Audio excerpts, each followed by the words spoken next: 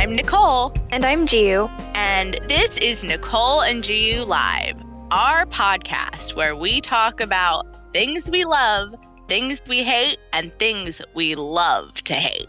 You know, one of the things that we love? Manga. And Twilight. Both of those things together. In our internet journeys, found out that there was a Twilight graphic novel, and both of our little weeb hearts jumped for joy, and we decided that we should probably review it. I honestly can't believe that we didn't know about this because it came out in 2010. Did it really? I actually didn't realize that. It did. Wow. Yeah, like it came out back in the day. Like I feel like this absolutely should have been on our radar and we just missed it somehow. I guess we did. Like this was definitely like, it should have been there at the bookstore when we were going to the bookstore. You know what may have happened is I personally was like very snooty about manga, where I was like, I'm only gonna read like authentic manga from Japan. So if I saw that there was like an adaptation of something, I probably was like, ugh, that's so stupid. I'm not reading that. And that very well could have happened. Yeah, like an adaptation of like an American thing. Like I kind of, me and you were definitely both in the snooty camp together. Oh my God, I know. It's so ridiculous looking back, but I could definitely see being like, oh, I bet it's like bad because it's like Twilight. So. Yeah, we weren't into Twilight, but I'm just surprised that we like never noticed it around. Exactly. But so it exists and we're gonna talk about it because like, oh my gosh. Not only does it exist, it wasn't even hard to find. It's like on anywhere you can get like a digital book, basically. Like I bought it and we read it on my iPad. Oh. You can literally just go buy it. Yeah. It is not even like lost media, guys. This is just media that you can go like read along, pull up a copy. You know, we're gonna just like probably chat a little bit about like what we think about this. Cause like, oh my gosh, like I honestly like I think this is the first time that like I've read something adapted into like a graphic novel. Okay, maybe that's scratch that. I tried to read the Nausicaa of the Valley of the Wind manga. I couldn't get into it. Same! It was a little too boring. Like dry. Yeah, it was a little dry. I read the manga first, and so I still to this day have not seen the movie. And everyone's like, that's stupid. Just watch it. It's a good movie.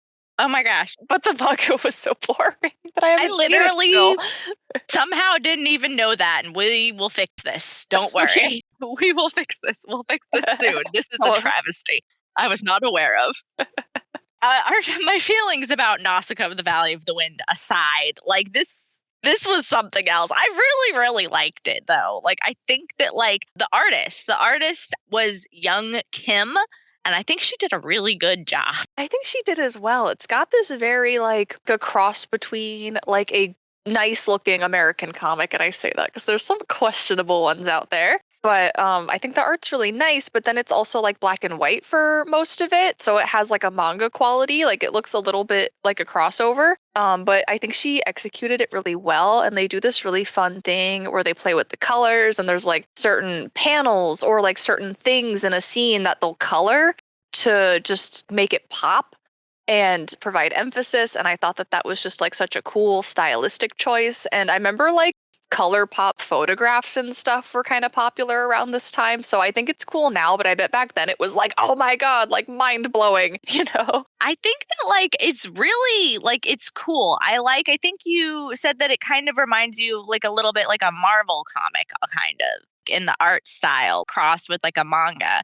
And I think that was a really good choice for doing this. Like kind of sad that it's not very like shoujo-esque, like very like pretty girls and like big anime eyes, because that was what I was expecting when I heard Twilight graphic novel, because I guess I'm just a little weeb at heart. But I think it was good. I like it. I can see why you thought that, because this is like, I've never looked this up, but I'm gonna assume that mostly women read Twilight. So since shoujo is, women, I could see the connection for sure. Like, I was just like in my head, I was really like, oh my gosh, like shoujo-ified Bella. That wasn't exactly what we got, but I think it was really, really cool. No, they did a great job.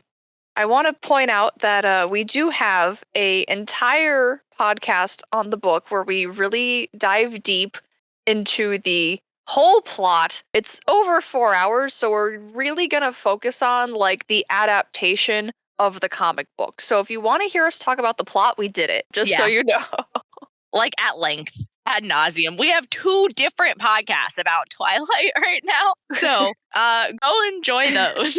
The two of us by ourselves have inflicted, as of now, at least 5 hours of Twilight content upon to the world, Yeah. and now we're about to do more, but we're really going to focus on just the comic in this. Yeah. Inflicted is a good word. But yes, exactly.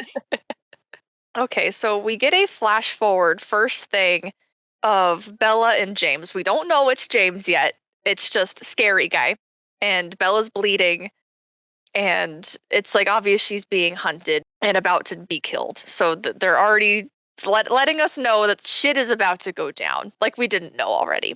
Interesting that like it starts here, but it's I guess we'll get there towards the end, but like the book doesn't this book cuts off like early. I think it's like multiple volumes. So like come back for volume 2. We'll have to do that one next. Yeah, 2 volumes. So we'll see how far this one takes us. We have a scene of Bella saying goodbye to her mom in the airport, and she's just wistfully thinking about how she has to leave and how she's not wanting to go to Forks. And just as she's thinking, like, wow, it's so sunny in Phoenix, she steps out just into the rain to see her dad. This is like right it starts really early. Like I think like the interesting kind of like slight changes that young Kim makes to the story to I think to kind of like streamline it, but like we do start out in we start earlier in the graphic novel than we do in either the book or the movie. We are before the plane ride. Oh, that's a good point. I didn't pick up on that, but you're right. We don't have a scene of her with her mom in the beginning, in like the movie Or the book, yeah. or the book. Wow. So I just, it's just like one of those like little changes, but I think it like works really well. I like it. Bella doesn't have a cactus when she gets off the plane. That is sad. I know. She should have a cactus. I know. How is she gonna have her little carry-on item otherwise? How is she gonna remember Arizona otherwise? Yeah. Yeah. Okay, that for me is canon now. She brought it with her to remember Arizona. Yeah. Yeah. Like, just feel like I lived in the desert. So her dad tells her that he got her the truck, and she's like, oh geez, like how old is it? He's like, it's fine, it works, it's great. Charlie, how's Charlie looking in the graphic novel here? He's fine. He looks like a slightly middle-aged dad. He's not particularly wrinkly. His face is like kind of round and square, his hair's pushed back. I will say none of the art is really reminiscent of any of the actors from the movie. Yeah. But you can definitely still like they all still definitely have the essence of the character. Like that's definitely still Charlie. I don't know the actor's name, but it's not that guy. And like Bella is not Kristen Stewart, but she still very much looks like Bella. Yeah. I think that that's like a really good, like, once again, just like it's something that young Kim did really excellently. Because I think that, like, I was talking to you that this is definitely one of the things where, like, we all kind of think immediately when you think Edward or Bella, you think Robert Pattinson and Kristen Stewart. So it's like, it's really nice that she didn't just make them look exactly like the actors. Oh yeah, she did a fantastic job. And she also didn't make it like cuz it's a graphic novel and then a lot of the time when you think of that you're thinking of manga, but she did a really good job. They all have very distinctive face shapes and like nose shapes and their eyebrows are different. Where like a lot of anime does have that copy paste like face shape and everything cuz they try to like push it out as fast as they can. So it's just like all simplified. That is not the case here. They all look very unique and very true to the characters. It's very well done. You can tell that, like, she really loved Twilight, which I appreciate. Yeah. And there's a cute little note in the beginning of the book from Stephanie where she's like, everything came back to me. What like all the feelings when I was writing Twilight came back when I like saw the drawings and everything. And I was like, oh, that's cute. It makes a lot of sense because you can like feel the love. So that's good. Yeah. Yeah, you can tell that young Kim is definitely a Twilight fan. Bella gets home. She sees her new to her truck. She checks out her bedroom, which has all her old stuff in it. She mentions that it took her one trip to get upstairs. She's worried about fitting in at school. And the next scene, she's already at school. She gets her schedule and she sees Eric, who we don't actually see very much in this. Like, do we see him again? I honestly don't think so. Like Mike is way more like of a thing other than Eric. Honestly forgot about Eric. He's in these 3 panels, and I'm like, oh yeah, Eric was in that. Eric is my favorite, so that makes me sad. Yeah. I guess they condensed a lot in this book. Streamlined it for sure. Like it's not a bad choice. It's just like I mostly love the actor who plays Eric in the movie. So. Oh yeah, he's so cute. And he doesn't even look really like that actor. Like none of them look like the actors. So it's okay. We'll give it a pass. Yeah. So Bella goes to class and she immediately meets Jessica and Angela and Mike, and they're all being very friendly towards her. And they're like, "Oh my gosh, you're from Phoenix. You're not very tan." Like the whole thing. It's like it's good. She immediately goes to the cafeteria, and there are the Cullens just sitting in the cafeteria. Oh my gosh, Alice is so cute. She literally has this short spiky hair and this dangly earring with a dice on it. I was like, this is very Love that. emo 2010 vibes. I was like, this is reminiscent of the time, but in the best way possible. Yes. Like I so want Alice to be like a little scene kid in the early 2010s. Like, oh my God. I feel like we get that here. She's got a little, I guess all of them kind of have this dark shading around their eyes. The vampires do, but it just gives her this broody, emo, cute girl look. And I like it. I like that a lot. I approve. Bella remarks on their old people names, and Jessica explains to her just all the story about the Cullens. And Edward and Bella make eye contact for the first time. And then when all of the Cullens get up from the cafeteria, they all are doing so very gracefully, this flourish of sparkles. And I just I thought that was the best. I love the sparkles. It's a shame that we don't have a soundboard because I was very much saying that when this part happens, we need that sparkle emoji sound. I'm gonna put one. I'm gonna put one right here. Ah, yes. There it was. If you're listening, you just heard a sparkle emoji. Yay! We're using effects now. Look at us. So fancy. So they go to class, they're sitting next to each other, and Edward's glaring at her, super furious. And they do add in her picking up the hair and sniffing it, which I thought was so funny. I love the hair sniff. That was one of Kristen Stewart's best acting choices. That's one of my favorite. I have so many favorite moments from the Twilight movie, but that was a really good one.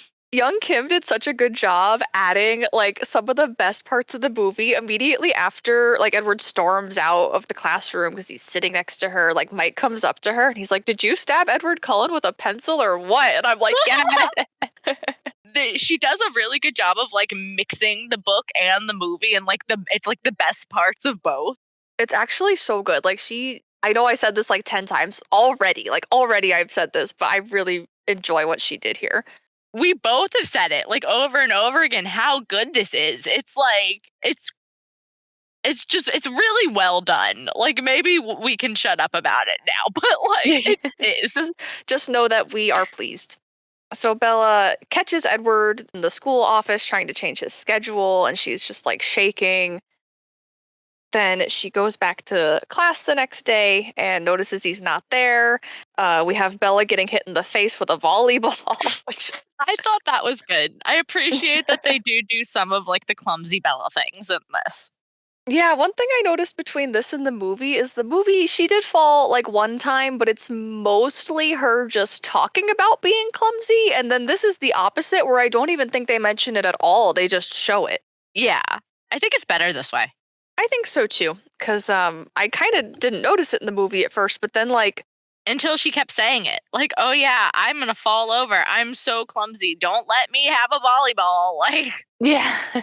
Nicole was saying earlier, they should have just got a stunt double or something. Let her fall a couple of times. Once or twice, that would have been good. All right, Bella leaves. She sees all the Cullens looking at her, and Alice is like draped over the hood of the car a little bit, which struck me funny because she was like laying over the table in the cafeteria, and then she's like laying on the car, and I'm like, why is she like laying down She everywhere she just goes? wants to drape herself over everything. You know, I was going to comment on that while we were reading earlier, but I just like brushed by it. We gotta stay focused sometimes. It's okay. Sometimes, Sometimes it's sometimes we can control ourselves, not usually, but sometimes. we have at least a 5% success rate of controlling ourselves. Scarily accurate. Hope to one day achieve at least 6%. All right, then Bella's eating dinner with her dad. They're eating some really nice looking steak. And she's just talking about school and asking her dad about the Cullens. And Charlie's like, yeah, Dr. Carlisle is amazing. And I'm like, yes, the ship is still alive. Excellent. Yeah. I think this is like the only time that they like even like Charlie, like I don't think Charlie and Carlisle are ever in the same place again in like the graphic novel, but it can live in our hearts that we know that like after hours Charlie and Carlisle are meeting up in like the back room and carrying on a passionate love affair. You can't tell me it didn't happen. You can't prove it's not true. So then Bella goes back to class the next day, and her whole friend group is planning to go to La Push now. And they go outside, and it's snowing, and they start having the snowball fight, which Love the was so. snowball fight. I loved it. I was so excited. I actually thought that scene was like really cute because we even get a little bit of, I don't know, just them having fun. And I feel like Yeah. there was definitely a lot of additional teenager silliness that the movie added, but I thought the snowball fight scene.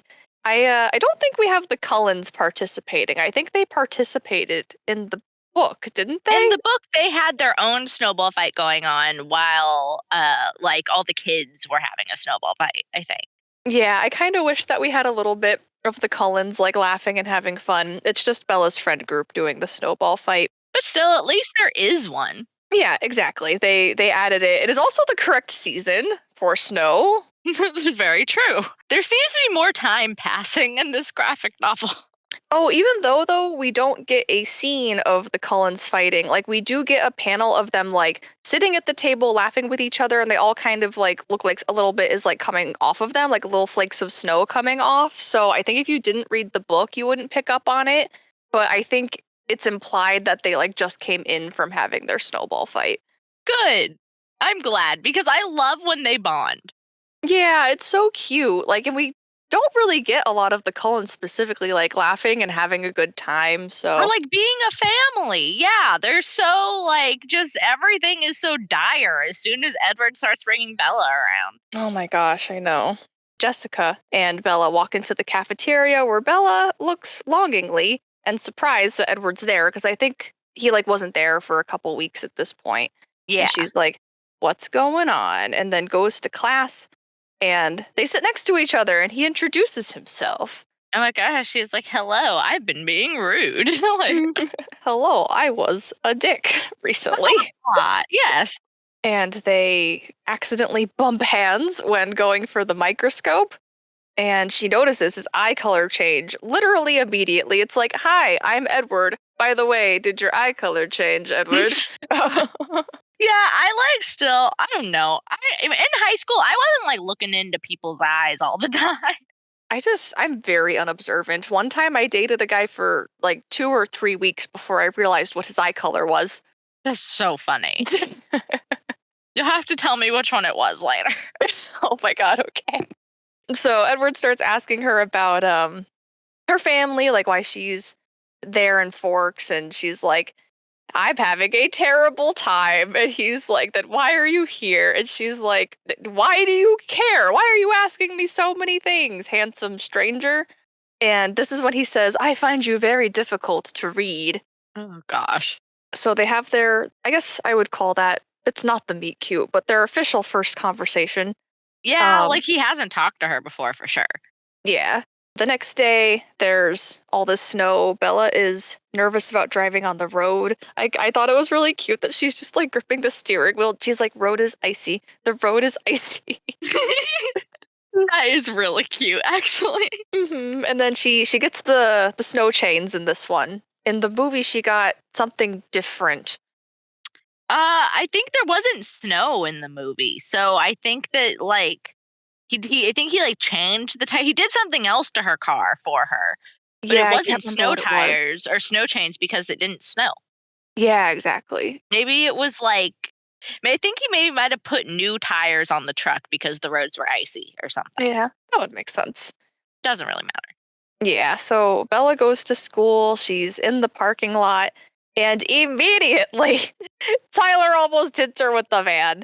She puts Yeah, up her hands, and Edward's like over her, like looking at her, stopping the van. So he actually like stopped it with his shoulders, and I'm a little disappointed that they didn't add in the the shoulder dent, contour thing. the Like, shoulder dent in the car. Yeah, that would have been good. And also, she like does hit the hell out of her head in this one, like in the graphic novel. Just like in my like count of like which versions have her hit her head and which don't.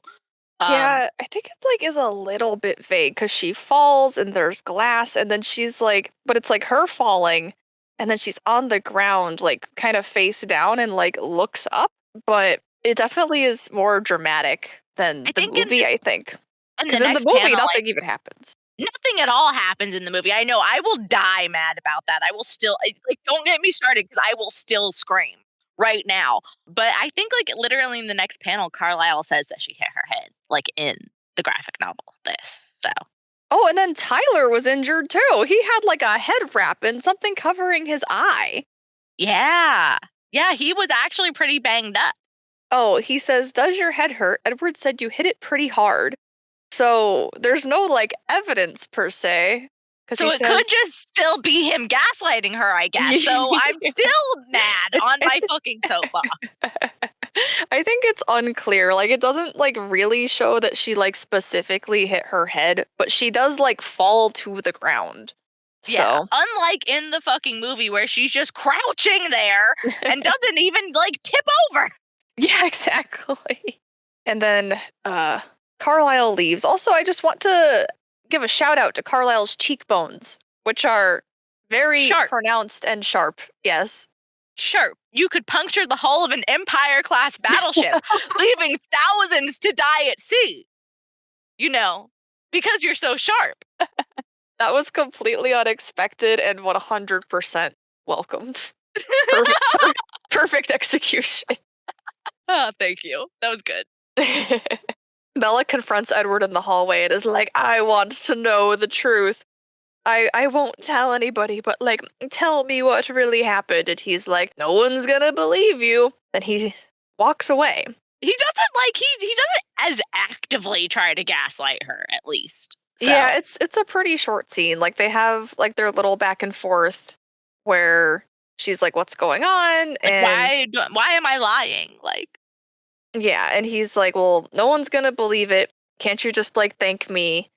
And then he kind of just leaves. Like it's there's really not much to it. Like this also I agree a very less gaslighty version of Edward, where in this one he just seems like avoidant as yeah. opposed to actively like trying to change her perception of reality. This to me is like more maybe like okay, so let's just in a wild fucking universe where any of this was actually happening, I kind of think that like this version of his reaction is the most like it seems to be the most reasonable. He's Oh, like, too. yes, you hit your head. Can't you just thank me? But he's not like actively trying to convince her that she was wrong and she hit her, even when she didn't fucking hit her head.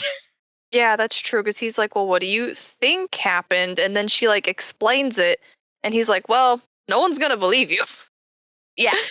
But yeah, that's a really good call out there because yeah, I kind of didn't notice actually that he. You're right. He actually does not tell her that she's wrong. He's just like, okay, well, Well, no good one's luck gonna telling believe people. you. People Yeah, are gonna think you're crazy. That's not the same as being like, no, you're fucking crazy. Like that's like, you know what I mean? yeah, 100%. You're definitely right. And then that's the first night she dreams of Edward, which we know is actually him just standing over her. Like lurking in her bedroom. Everything. I just actually connected it in this read through of it in the graphic novel, that the whole thing where she's like, and I dreamed of Edward. When she's dreaming of Edward, it's because he's in her room staring at her sleeping body, just like lurking in the corner, like the biggest fucking creep. He's already WD-40'd her window. Already. He barely knows her. They've had 2 conversations. Jesus fucking Christ. Okay.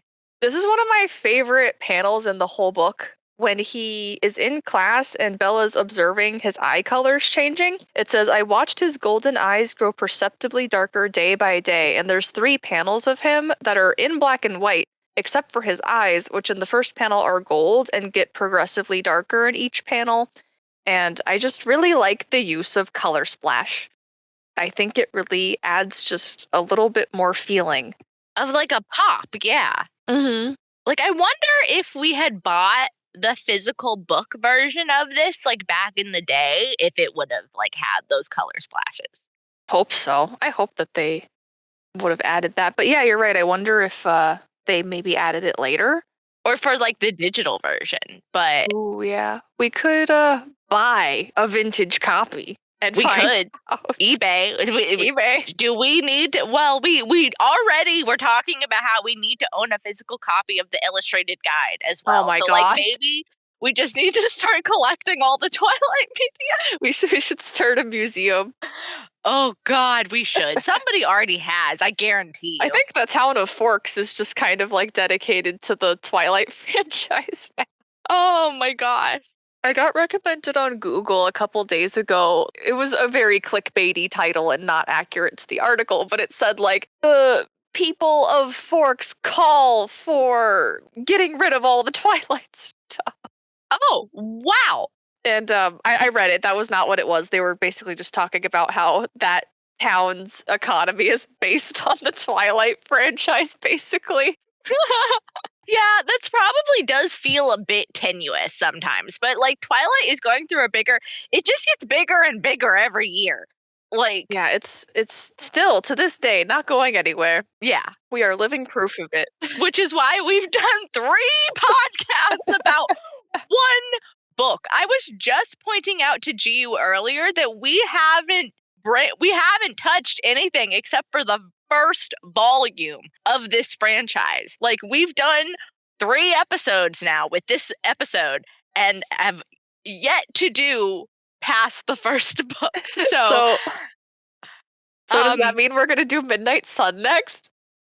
Oh God. That means stay tuned. Stay tuned if you want us to just fully debauch ourselves into this. And we're gonna branch off into more directly Twilight-y things now. Maybe like a very, very famous fan fiction that became a multi-million-dollar movie and book franchise. Nudge, nudge, wink, wink. We shall see. So Bella sees Mike. I believe they are in class still. And this is when Mike asks Bella, well, he's like, are you going to ask me to the dance? But it's basically him asking her. Mike is not as pushy in this. I think that they like didn't have time to like make him as golden retriever-y. Yeah, I can see that. And I think it's a good choice because I just, it's like he wasn't threatening or anything, but I'm just like, okay, we get it. Like, Mike likes Bella. Everybody likes Bella. Yeah, I agree. So Mike asks her out and she comes up with a lie on the spot. She says she's going to Seattle and Edward Cullen hears this. Interesting. And then she confronts him again about the van. And he's just like, you don't know what you're talking about. Don't worry about it. We shouldn't even be friends. Which is stupid because I think he came and sat down next to her to be like, hey, did you know that we shouldn't be friends? Like, she did not approach you, my dude. That's like the 3rd or 4th time you've done something like this. All right, the next day, Edward comes up to her again. She drops her keys on the ground. He picks them up and she's like, leave me alone because you told me not to be friends with you. And he's like, well, what if we go to Seattle together instead? Instead of being friends, what if we go to Seattle together instead of being friends? And then she says, do you have multiple personality disorder? I agree, Bella. Does he? Almost, but not quite. And then he admits that he's tired of trying to stay away from her, which when reading through this, I didn't realize is nearly one scene after he said, hey, let's not be friends. One scene later, he's like, all right, that's enough of that. That's basically what happens, like, in every version of this. He's just like, Oh. we should not be friends. And then, like, a day or two later, he's just like, I can't stay away from you. Sorry. I saw your face literally in the stars, and now you have to be my girlfriend.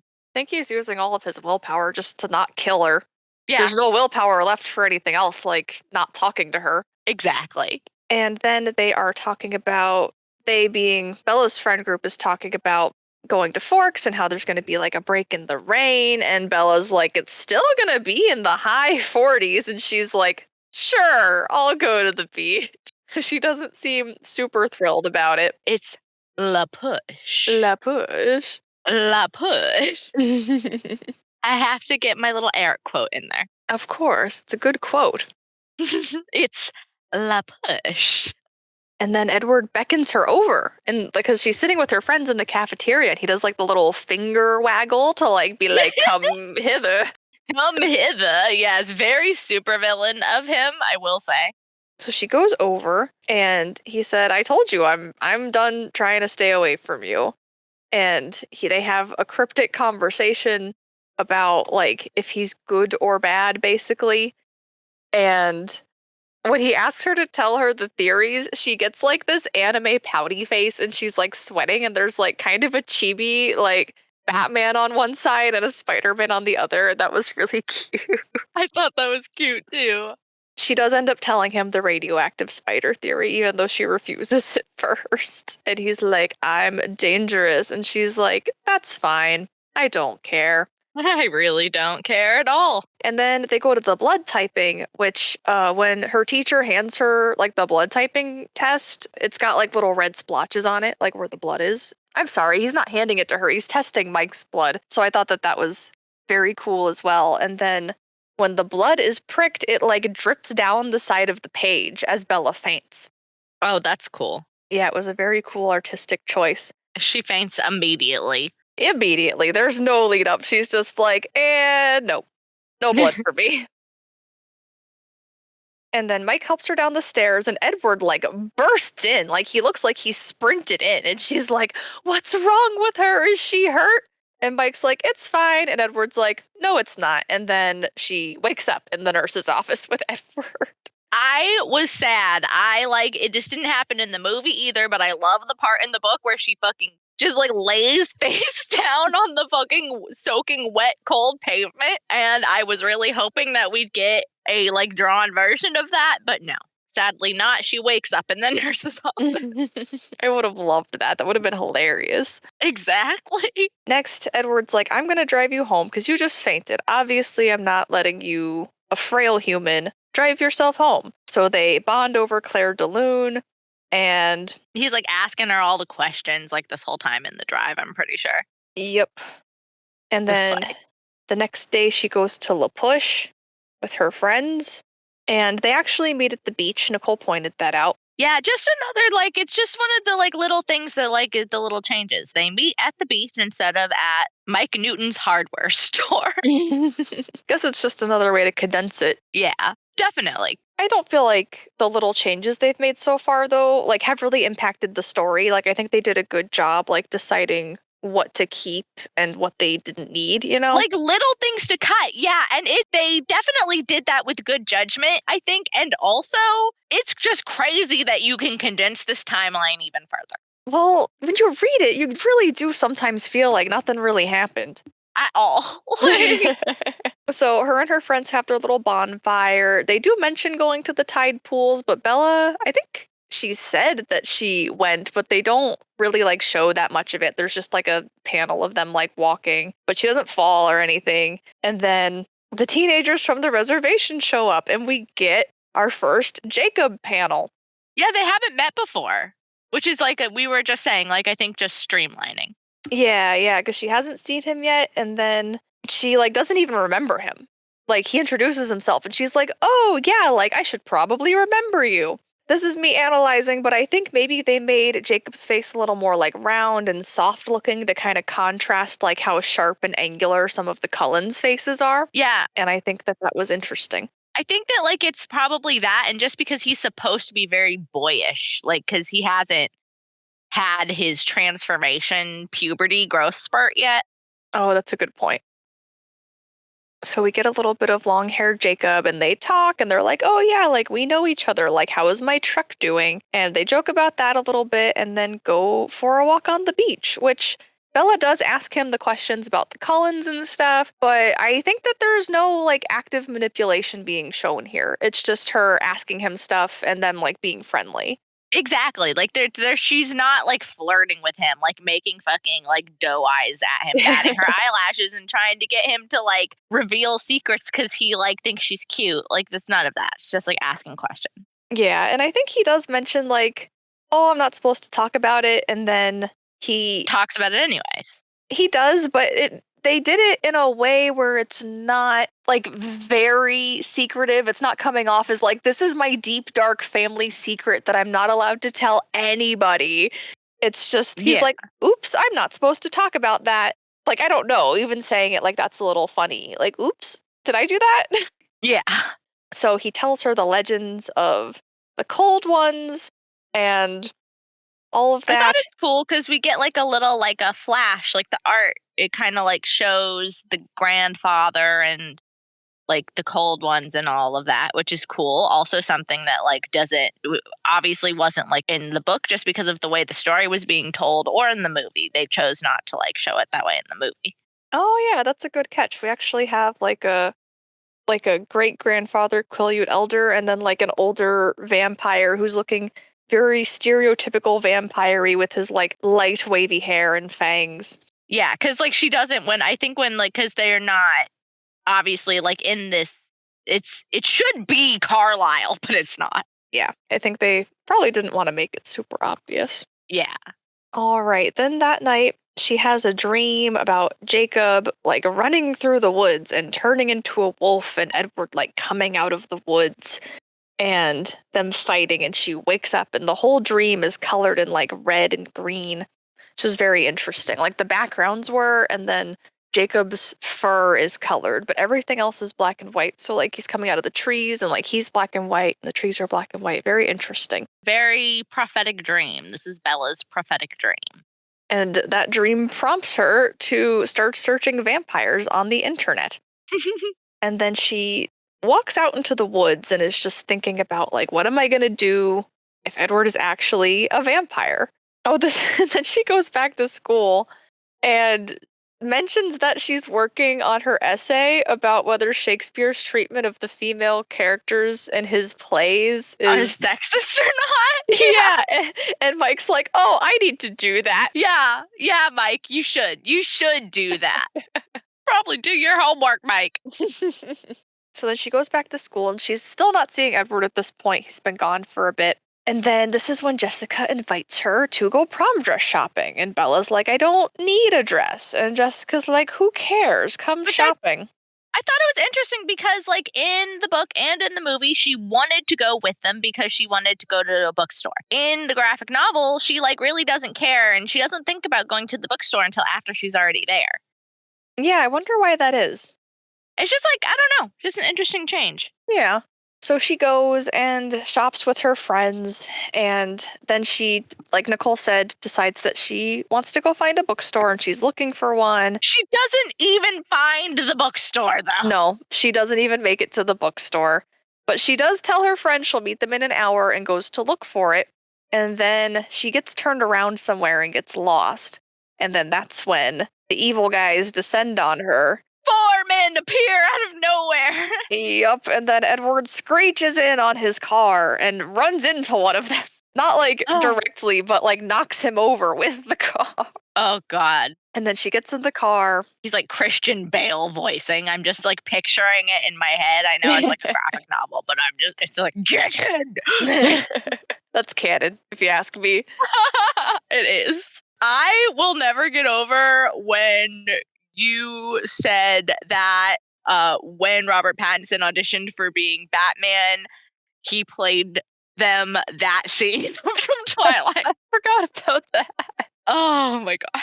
Okay, so Edward's like, distract me because if you don't, I'm gonna like turn around to go hunt those guys down.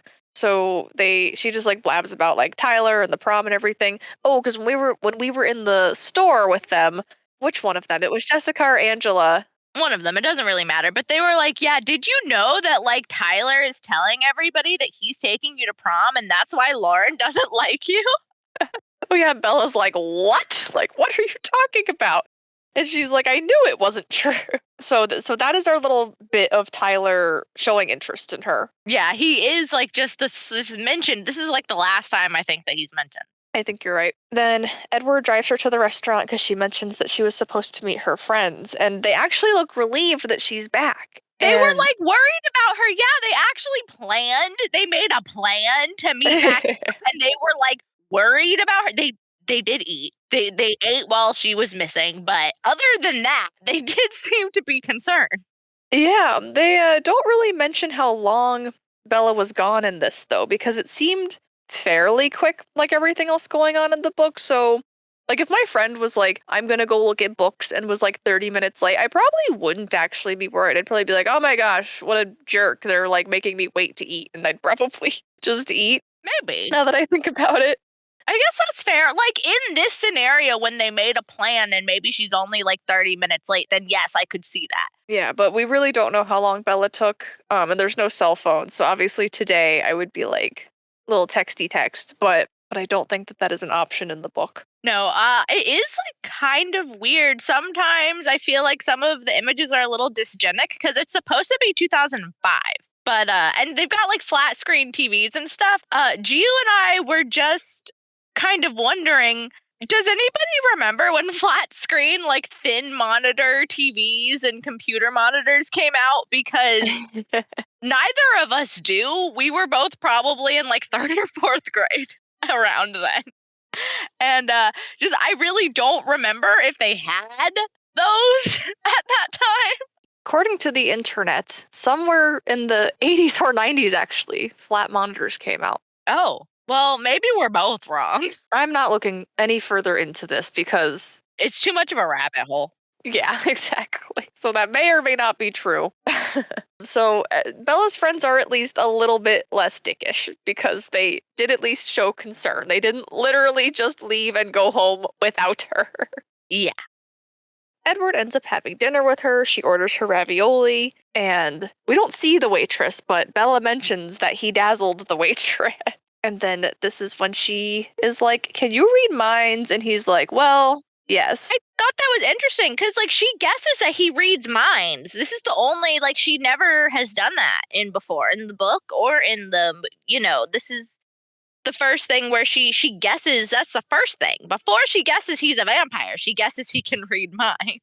Oh, that's a good point. Yeah, Bella's perceptiveness was taken to new heights. Indeed. And then on the drive home, they discuss him being a vampire. And she decided that she mentions to him, like, it doesn't matter. And he's like, then why do you want to know if I'm a vampire? And she's like, well, I'm curious, but I love you anyway, so it's fine. True love. True love, guys. And she does mention that Jacob, like, told her about the legends and stuff. And did she come up with more when she Googled before? I felt like she did. I think she did. I think she came up with a lot more when she Googled. Because in this, she's just like, I Googled and I didn't find anything useful. I think she found a lot of info when she had Googled before. So Interesting. interesting. So Edward drops her off, and then that is when she decides that she's unconditionally, irrevocably, Unconditionally, irrevocably, masochistically, dickishly, feverishly, sardonically, sadly, any adjective you want. Just put anything in there. Lee in love with him forever. Masochistically is my favorite. I like that one. I think before when we were reading it, you had said painfully. Painfully. That was the one I was looking for. So good. So Edward picks her up the next day. Bella asks him, where's the rest of your family? Because they always come to school together. And Edward's like, well, Rosalie's car is very ostentatious, so we try not to drive it too often. Yeah, I thought that was funny. I wish that we got to see, obviously we know what her ostentatious car is from the book and from the movie, but I wish we got to see it in the graphic novel, but we don't. Yeah, that would have been fun. It goes right into school. Where Jessica is in her face and she's like, fists clenched. Tell me everything! Yep, leaning forward, yelling that to Bella. And she's like, have you kissed? And she's like, no. And do you like him? Kind of thing. So Jessica's very invested. Jessica, their friendship is very, it reminds me of us in high school a little bit. Yeah, I could see that. And Edward was listening from somewhere. Probably reading Jessica's mind. Probably, because he's leaning like he might be looking into a doorway, but we don't, see him a doorway or anything. It's just kind of him, looking back and leaning. You can tell he's listening, so we don't know if it's, where exactly he is. Yeah. And then we get more Bella in gym class holding some kind of racket, and she, smacks Mike with it and, has a, an ice pack on his head, and Mike's all pissy that she's been hanging out with Cullen. She's like, that's none of your business. And he's like, I don't like it. He looks at you like you're something to eat. And she, laughs. I think that Mike has always said that line at some point, but I think that this is the first time. Well, I mean, I mean that is the first time from the book, the movie, and then the graphic novel. Mike says that line to her after she already knows that Edward's a vampire, so she thinks it's funny, and it is funny. That was really cute. I loved that choice. Yeah, me too. I thought it was funny. I just it's a good choice. And after Edward does mention that Newton's getting on his nerves, but he says it kind of playfully here, whereas I feel like in the book he was actually jealous of Mike, and I was like, why? She literally does not care about this man. Yeah, calm down, dude. You read minds. And then we get Edward Cullen eating pizza here. This is when he's like, if someone dared you to eat dirt, could you do it? Yes, Bella could. Bella ate dirt before. Oh, yeah, and Edward heard her say that she likes him more than he likes her, or something like that, and he's like, that is not true. And then they hold hands. Yeah, oh, yeah, they hold hands. But yeah, it's he heard her say that to Jessica, in his mind reading, and he's like, it's not true. I love you the most. Yeah. They hold hands. And then he asks her 1,000,000 questions. Boring questions. We won't get into the boring questions. Yeah, we've all know about the million question asking, and she says, are you finished? And he said, not even close. We read Twilight. We watched Twilight. We read that first part, at least, of Midnight Sun. We have back and forth known the questions. And then as he drops her off, the sun is setting, and he says, it's Twilight. Twilight. He said the name of the book, y'all. Oh, and then this is when Billy and Jacob drive by, and Edward's like, another complication, and speeds off. And they don't actually have a confrontation in this. Bella is just can tell that something is uneasy. That he's worried, yeah. Which is fair. I like this better. It's weird. Even in the situation, it's weird for him to be break up with your boyfriend. I think so too. The next day, Bella and Edward are talking, and she's like, can I see you hunt? And he's like, absolutely not. And he leaves her a little note on her driver's seat door that says, be safe. Because he's like, don't fall into a hole or anything. Which she is very prone to doing. So the next day, she gets dressed to see him, and they end up wearing the same outfit. And he points to the outfit, and he's like, we match. In their fucking god awful millennial fucking beige. Oh my god. I was just ranting about their outfit choices to Giu a little while ago, and just, oh my god, the fucking millennium beige. I can't. Millennial beige.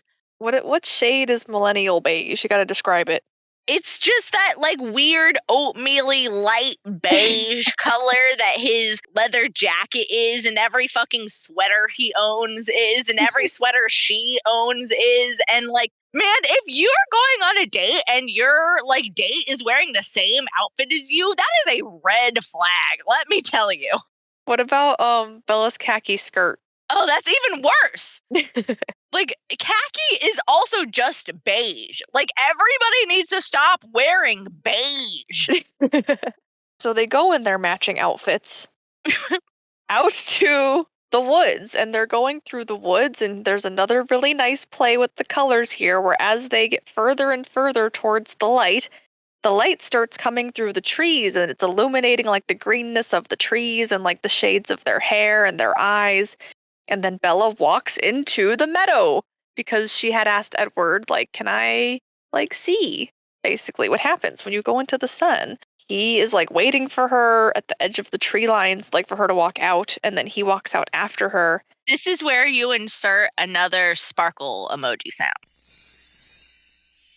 And and so she's like touching his face and everything, and she's like, or he says to her, I don't want you to be afraid, which I'm like, well, you've been telling her the whole time to be afraid. So You're like, dangerous. Like, and now you're just there sparkling like a fucking lamp, and you're just like, don't be afraid of me, Bella.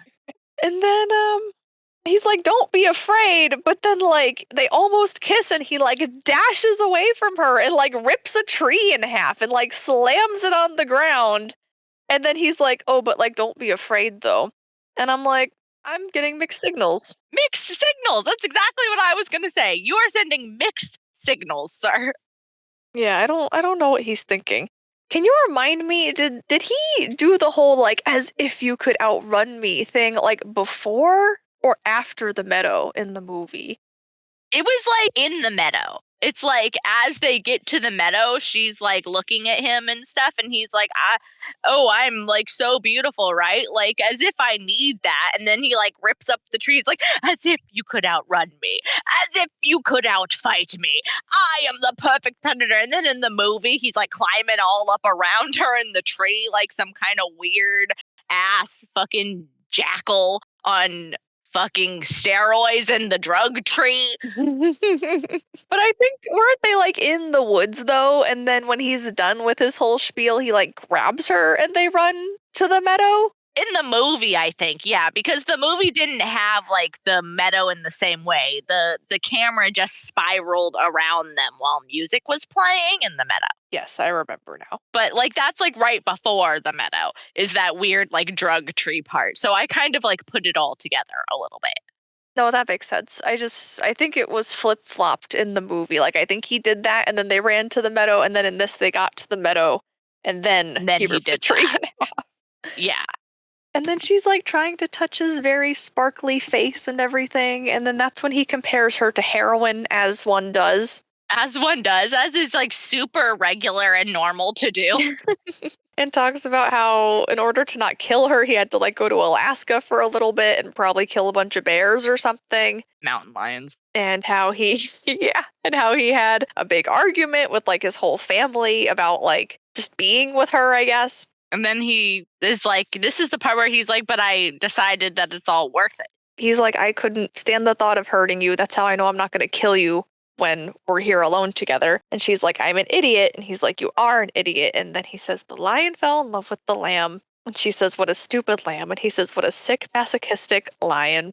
And is that where this volume ends? Not yet. He kisses her neck. And then he places her hand on his face. And she's like, your skin is warm. And then they kiss. And then, and then he grabs her and like throws her on his back and starts running through the woods. And he was saying, he says, I'll show you how I travel through the forest. And then they run all the way home. Oh, and that's where, I don't know, for some reason, just like that feels like such like a bomb place to end.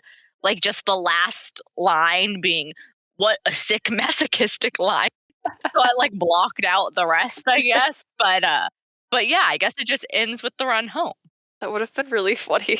Just if it ended there. Just like black page, thin. That would have been great. Oh, so that was volume 1. Yeah. It's like an interesting place to chop it there, like right at the end of the meadow. I think that is right about the middle of the book. I think you're right about that. It just feels so lopsided still because I think, we've had this discussion a bunch of times, but like stuff doesn't really feel like it starts going in this book until uh Laurent, James, and Victoria show up, which isn't gonna probably happen till like partway through the next volume, I guess. Yeah, you're right. I guess this first volume was really building the romance, then it ended on a kiss, so that was like the climax of the. But yeah, I guess that's kind of like the climax is usually not like right at the end, right? Guess that's not true. Cliffhangers exist. Yeah. I'd say that this is, I guess, kind of a cliffhanger, but I think it's only a cliffhanger because, like, we all know that this isn't where the book ends. Yeah, and I guess even if you somehow didn't consume any Twilight but this one, you have those couple pages in the beginning where you know Bella's gonna try it, someone's gonna try to kill her. So it's like a little taste of like the drama because nothing really happens in this one. Yeah. But I like really enjoyed this. I fully enjoyed the graphic novel more than I thought I would. I like really was kind of thinking that I thought it would be fun to do, but I thought that it would kind of honestly just be like a one-to-one rehash of the movie. I thought it would be the movie, to be real. I did too. I thought that it would be like a more condensed, worse version of the movie. And I don't think it was that at all, actually. I feel like it really held its own as like a standalone Twilight adaptation. Yeah, I mean, it's obviously like it's the same basic story, but I think like as far as adaptations go, it changed just enough stuff to like really stand alone, I think. Yeah, I think if they wanted to make it longer, they probably could have, because they, like we mentioned, did cut out quite a few things, but I thought the pacing was fine. If I just read this and had no context, I think I'd be happy with it. Yeah. I was happy with it now, and I do have context, so. So yeah, and I just think that like it's obviously so lovingly done. I think that like you can really tell that young Kim is a Twilight fan. Oh yeah, for sure. There's also a very cute note at the end um, about her working on it and about Edward and Bella and how they're gonna learn to like find happiness together. And I'm I gonna know. read the last line. I thought it was very cute. She says, "To the reader, I sincerely hope that your own unique nature is loved, particularly by yourself." Ah, And I just thought that that was very sweet. very cute, very sweet, wholesome, in fact. Like really well Yeah. done. And it's like on this backdrop of like Bella's truck, like the silhouette of her truck with like a sunset and like a cloudy dark sky in the background. It's very nice.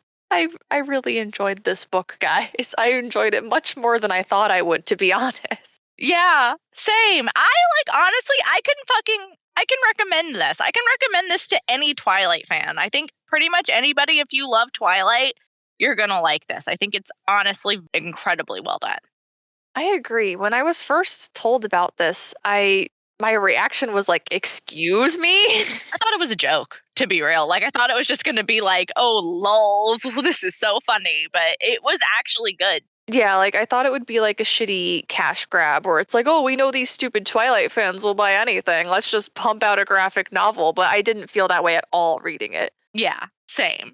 Well, this was a little different, but like, thank you so much for like listening to us talk about this graphic novel. We just like really thought that this would be like a fun thing to do when we found out about it and thought that like we wanted to make a little bit of content about just like, because there's so many versions of this story. It's like just so well loved, and we make fun of it and we should make fun of it because it's very like rife for making fun of. But also, I think for all of the same reasons that is true, it's just like so close to so many people's hearts. I know it's really close to my heart. Like, as much as I like make fun of Twilight, I really do like love Twilight. And I think that like it's grown into that. I don't think I always felt that way. I can definitely agree with that. I really read it the first time. Well, the first time I only made it halfway through and stopped. And then the second time I made it through and I was like, wow, nothing happened in that book. And it was terrible. And then we kept reading more of the books and we watched the movie and I don't know. Something happened. Something happened where my opinion completely changed, and I really have a special place in my heart for Twilight now. Twilight of any sort. And this has just been such a fun little romp and like something different. And thank you guys so much. Anybody listening, thank you for being here and enjoying this with us. Yeah, thank you. I hope you enjoyed us discussing something a little different. I don't feel like a lot of people have gone over the graphic novel, so honestly, go pick up a copy. It's worth the read. I really think so. Yeah, me too. You will not regret it. Well, final thoughts? Rating on the Twilight and Enjoy It. We have two scales, the Twilight scale and then like the regular scale, and they're both out of 5 and not 4, like I said last time. I honestly, okay, so I was kind of like, I was wondering if we were going to do like the rating because we were mostly doing that for movies. I think that it's appropriate to bring it over to like this piece of media. But I think, like, honestly, on a Twilight scale, this is a 5 out of 5. Like, it is as Twilighty as you can possibly be. And I really, really liked it. I didn't dislike any of the changes that they made. So, like, 5 out of 5 on the Twilight scale for Wow, me. full marks on this one. Honestly, my inclination was to give it like a 4.5 or something, but I really don't like. I don't have really anything bad to say about it. I guess like they did cut out some things. Um, yeah, maybe like maybe I'll stick with the 4.5. But I really, really liked it. That even feels a little wrong to say that. Maybe it should be a 5. I think maybe it can be a 4.5 on the, like, just regular scale because I could kind of feel like that too. But Yeah. then I think as on the Twilight scale, you got to give it full marks because Oh yeah. how much more Twilighty can you be than Yeah. this? So, Exactly. Yeah, it couldn't be more Twilighty. And like we mentioned, you can really feel like the love and passion. Like they obviously did not just hire like a random person who just they were like, oh, let's just pull a random person and force them to make this. You could tell there was a lot of love. So definitely 5 out of 5. I did really like it though. I think I'm just gonna have to agree and give it 5s. we're doing volume 2. This is part 2 of Twilight the graphic novel. They couldn't even fit it in one book. I was like, nothing happens in this book. They managed to fit it into 2 graphic novels, but you know what? They did a really good job, so I'm quite happy about it. Yeah, I'm not mad at it at all. Like, I'm happy. I love, we talked last time, I think, about how much we were both really enjoying um young Kim, the artist's kind of like interpretation of the story and like the things she was doing and the changes she was making. And all of that still very much holds like 100%. But also, I feel like they could have just smushed it together. Like, it's like, I literally think, and we'll obviously go into it here in a minute, but I literally think that there are like 4 locations in this manga. Like, it's like nothing freaking happens. Like, I mean, it does. Everything happens. Like, the whole plot really happens in this book, but nothing really happens. Yeah, when we say nothing happens, we're not talking about Young Kim's adaptation of the graphic novel. We're talking about the Twilight book itself, of In how general. nothing happens that much, but yet somehow here we are making our probably 10th hour of content about this series. Yep. So, And we will continue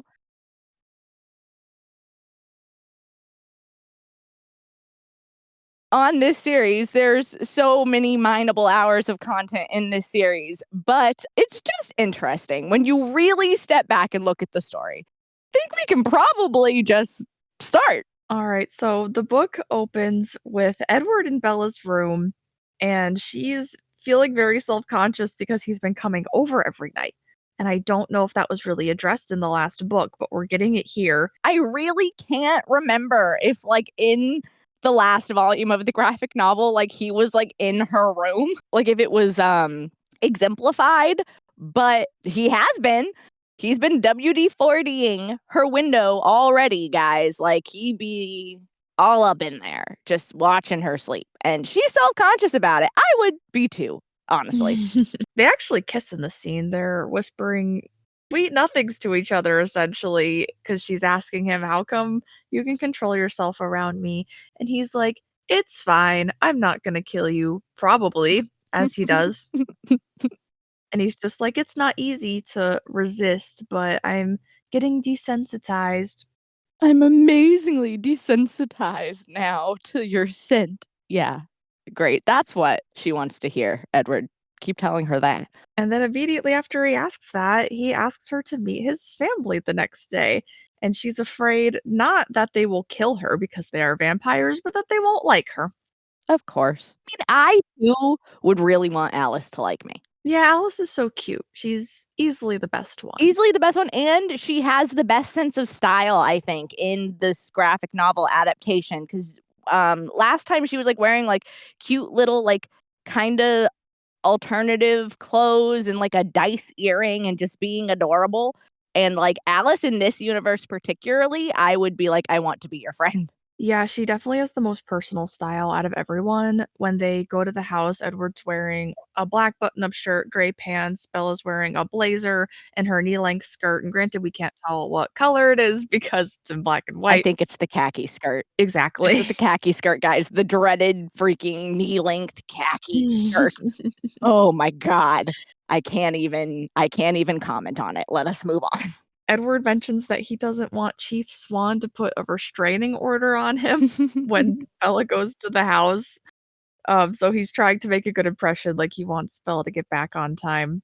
And they end up driving there. We get some nice scenery, and they pull up to the house, and it's this big, almost Victorian inspired 3-story, many windows house. It does not look like it does in the movie. Yeah. I think it's probably, like, less than a manor house, but more than a regular house. Yes, definitely more than a regular house, but when I picture a manor, I picture, like, those big, long, like, sweeping walls and everything, and it's just not quite that long as a manor house. I don't know, I like this better than the weird house from the movie, the architect designed house. Described it to me. You have to listen to our Twilight movie podcast to get that one, I think. Unless you are one of the privileged few who have watched it with audio description. Honestly, privileged few is right, like, the audio description is so on point in the Twilight movie. Yeah, even if you don't need it, like, it's another experience watching it with that because you get, like, all this other content basically that you aren't otherwise getting, so even if you've seen Twilight a million times, go and turn on audio description and watch it again and experience it for a new way for the first time. Just for funsies, it is fun. Making accessibility fun. It is fun. I enjoy it personally. They walk into the house and they see a big grand piano just, like, in the middle of the room of the entrance, and there's a winding staircase that goes up to the next floor, and Alice runs down the stairs very excited and just hugs Bella, just runs up to her and embraces her, which is very cute. No. I feel like that was very reminiscent of the time as well. The word glomp came to mind when that happened. Oh, that is yeah, that takes me back. Oh my gosh. Jasper comes downstairs and he's looking a little broody. He doesn't seem super happy to see Bella. And Bella asks about the piano, very conveniently placed. They don't even have to go into another room to see it. And Edward starts playing for her. And we get to visually see that he eats one of her tears, which is not further explained in the No, not at all. still so weird. Such a weird moment, and it's like, cause yeah, she's crying because like, his music is so beautiful, like, he just because we all know, guys, like, Edward has had the most time to practice the piano because he's never had a girlfriend before. Oh my god, I was losing it when we were reading yesterday. I had a lot of questions about Edward's, self-abuse habits. Like, prone to self-abuse, I think that was what Wake said about Winslow in The Lighthouse, so that's really funny. I think that's why it was in my mind. We just recorded The Lighthouse, like, last week, so that phrase is rolling around in my mind. Oh my god.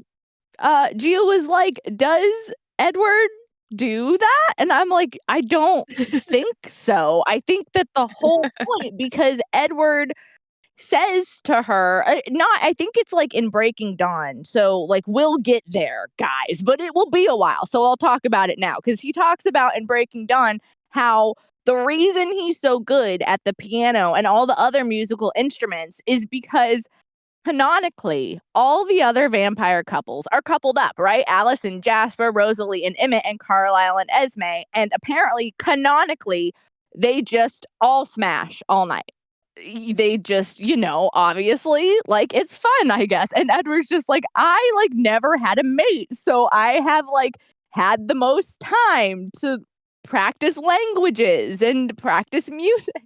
And so canonically, the reason that Edward is so good at everything is because he is a virgin.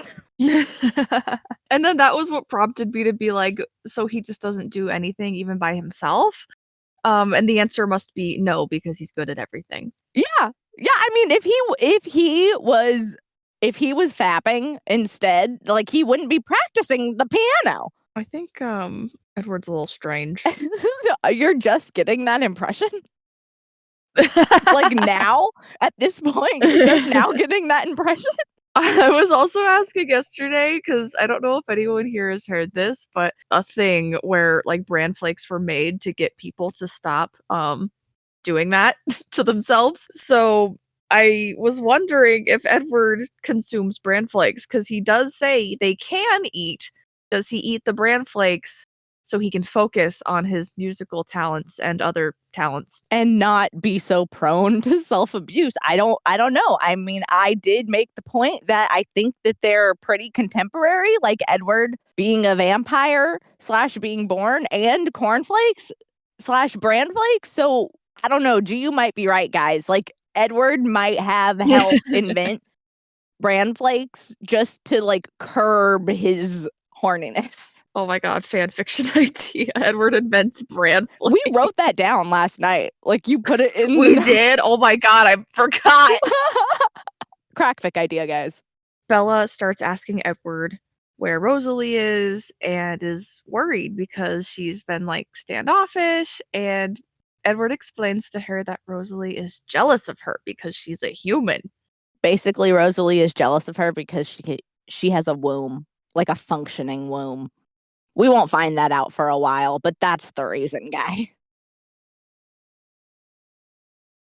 I have to quote this. Edward says about the house, no coffins, no piled skulls in the corner. I don't even think we have cobwebs. What a disappointment this must be for you. It's a disappointment for me as well. I will never not be disappointed. Like, it's literally all the fun accoutrement of vampirism. I mean, vampires don't have to be goth, but like, if you were a vampire, wouldn't you be? I would.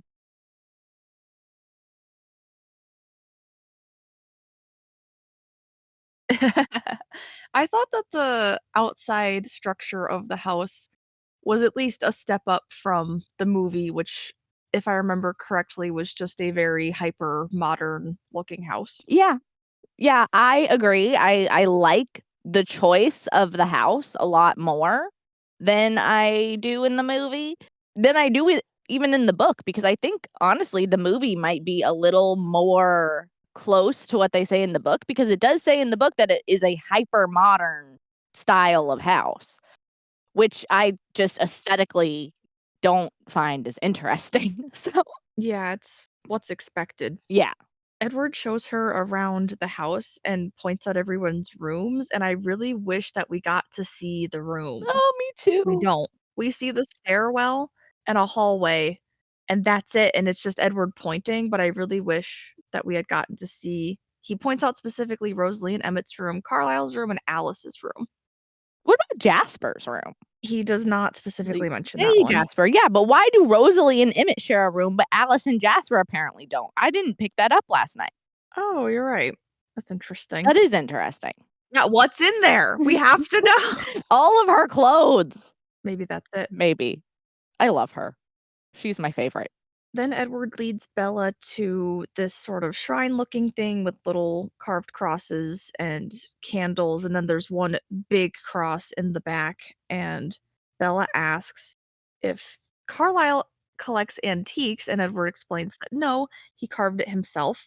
His father carved it himself. I think that this I don't know. I think that this is like a low IQ moment for Bella, like in the book and in this version, because like you're talking to immortal beings and you're like, "Oh, do you collect antiques?" Like, no, bitch. Like, why? Like, I just like if they bought that, they bought it new. Like, Edward leads Bella to a wall full of portraits, and we start getting the exposition dump that I had a problem with in the book too, because it's just this literal mouth spewing of words that just all comes out at one time. And I just think it's like a lot of information we get a little too quickly. like all at once. It's not delivered in a really interesting way either. It's kind of like done in the same way here. I mean, I guess it's like marginally more interesting because as a graphic novel, we're getting, you know, panels and pictures of like the story of what's going on. So we get like Carlisle's father and stuff, all of that drawn, which we didn't get in the book, obviously. But I do agree that like there probably could have been a more interesting way for us to like learn this stuff than Edward just like exposition dumping all over Bella. It felt like a laundry list, like how people shit on when an author describes a character appearance and just lists everything almost in a bullet pointed list. Almost like Stephanie Meyer does. Well, you know what? Maybe it's a stylistic choice.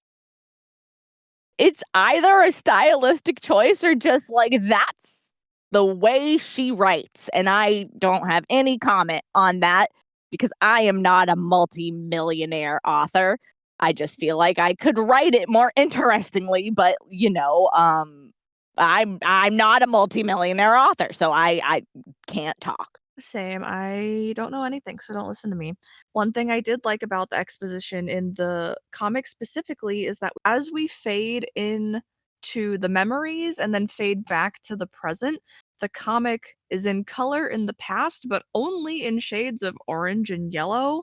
So, for example, there's fire in one part, but even the shading on the people in the panels, it's all done in orange and yellow. And there was some splash coloring in the last comic as well. So Yeah. I liked that they included that here. I do like the color choices that they make for sure throughout this whole graphic novel series. Like, because the first one was really, really cool, the things that they chose to color. And this one's good too. So Edward begins describing Carlisle's father and how he hunted vampires and how Carlisle didn't want to just indiscriminately kill people for no reason, but he does end up finding the vampires in the sewers and ends up getting bitten by one of them. He's smarter than his dad. Like, his dad was just accusing random people and burning random people at the stake, just like regular kind of like witch hysteria. But Carlisle was like smart and clever and good. So Carlisle found the actual vampires. He ends up getting bitten, and it is mentioned in here that he hides in potatoes, and we get a shot of him laying on the potatoes in the cellar. And I was losing it a little bit because I am happy we saw this, because in the past I was having issues understanding how he was hiding in the potatoes. I'm like, is he in the potatoes like he jumped into a ball pit? Like Chihiro in this giant pile of plushies with the big ass baby and speared it away. Exactly. So that's what I'm imagining, because I'm like, how else is he hiding in the potatoes? But here he's using it like a mattress. And I'm thinking if someone just walked into this door that is 10 feet away from the potatoes, they would literally see him.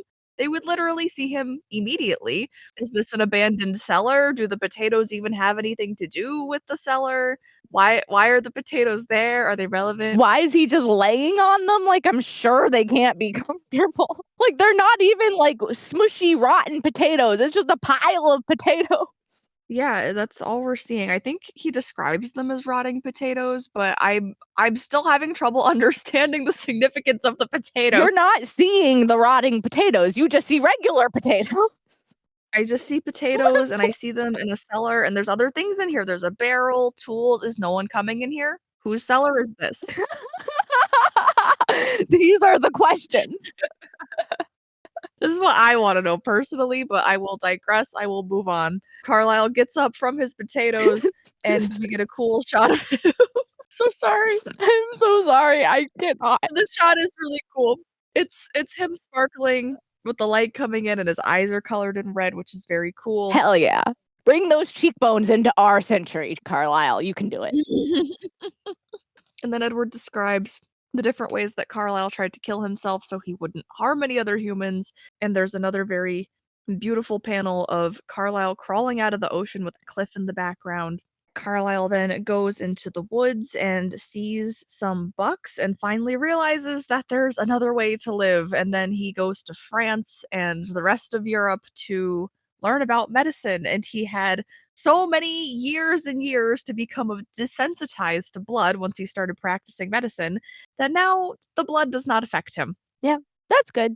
Carlisle, the panel where he's like crawling out from the ocean, I think the Twilight vampires can like just chill in the ocean. Like I think they can literally like walk along the bottom of the ocean because they don't have to breathe. I could be wrong. We really need to get a copy of the illustrated guide. I think the illustrated guide will tell us these things and then I will know.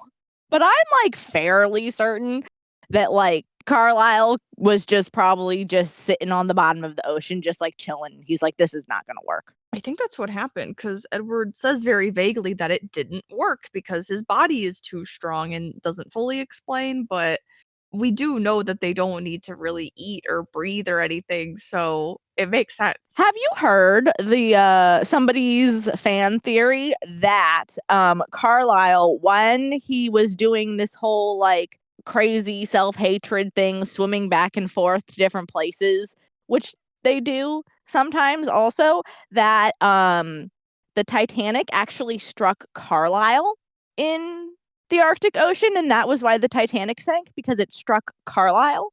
No, I didn't hear that. Yeah, it's just a crackpick I heard somewhere that is like living rent free in my brain now. So I just thought I'd share it What? with everybody. Yeah, guys, Carlisle is to blame for the sinking of the Titanic. I think that is canon. I just realized Daddy Carlisle did not swim to France. He went to France, according to this comic. They do not explain that he swam. They didn't say that he swam. This him swimming is the best part. I know, literally, and I quote, he went to France and continued on through Europe to the universities there. No mention of him swimming there. That's sad. That's like, and usually young Kim does such an impeccable job of including like the literal, like the necessary lines, like the things that it's just like it has to have because it's Twilight. She usually does a really good job with that, but I personally would consider Carlisle swimming to France to be one of those things.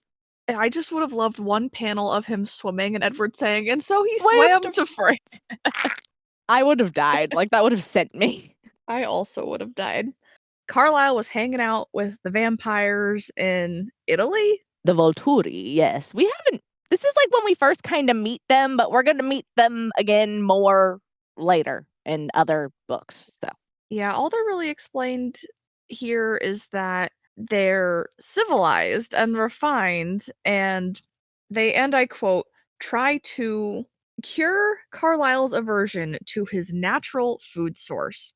oh yeah. So he liked that they were civilized and all that, but he didn't like that they were trying to get him to feed on humans again, so then he goes to the New World. Yeah. Yeah. He's like, I don't like that y'all eat people still. And the Volturi are like, you're freaking weird. Why are you eating deer? Yeah, they're fine with doing a little bit of murder. That's all right by them. Doing a ton of murder. Oh, I can't wait till we meet the Volturi. And is that it is in the end of New Moon. I think it's in the next book. We will know. We will know shortly. Once Carlisle gets to the New World, that's when he gets to the hospital. I do like the shots of him in the hospital standing over Edward, who he explains was dying. And so Carlisle saved him, in quotation marks. Of Spanish influenza. Edward was dying of the last American plague, like prior to 2020. Spanish influenza was like the big one. Bella asks Edward if he's been with Carlisle ever since, and he says almost always, and then explains about his rebellious phase where he went off to only kill evil people and decided eventually that he couldn't get over the guilt, essentially. Yeah, Edward's Ripper era. Like there's any Buffy heads listening, you will know what I mean. It's Edward's Ripper era. And yeah, he's just like, I couldn't bear the moral turmoil of hunting like just people. Even though he could tell that they're bad, Edward just he can't take human life, guys. He's too good. He's too good, and that's why Bella doesn't actually need to be afraid of him. Yeah, precisely. And then he comes back to Carlisle and Esme, and they welcome him with open arms. They're good parents. They are. I think Esme is only just a little bit older than Edward too. So Carlisle brings Rosalie to the family next, and then she ends up finding Emmett dying in the forest, and she drags him back, and the blood is colored in these panels where Emmett's laying on the ground and on his body. interestingly, Emmett almost dies getting attacked by a grizzly bear. That's when Rosalie finds him and brings him back to Carlisle for Carlisle to change him. But interestingly to me, a grizzly bear becomes Emmett's favorite food after that. So I think that that's like a fun little Emmett tidbit. I never put two and two together on that one, but I like that. Yeah.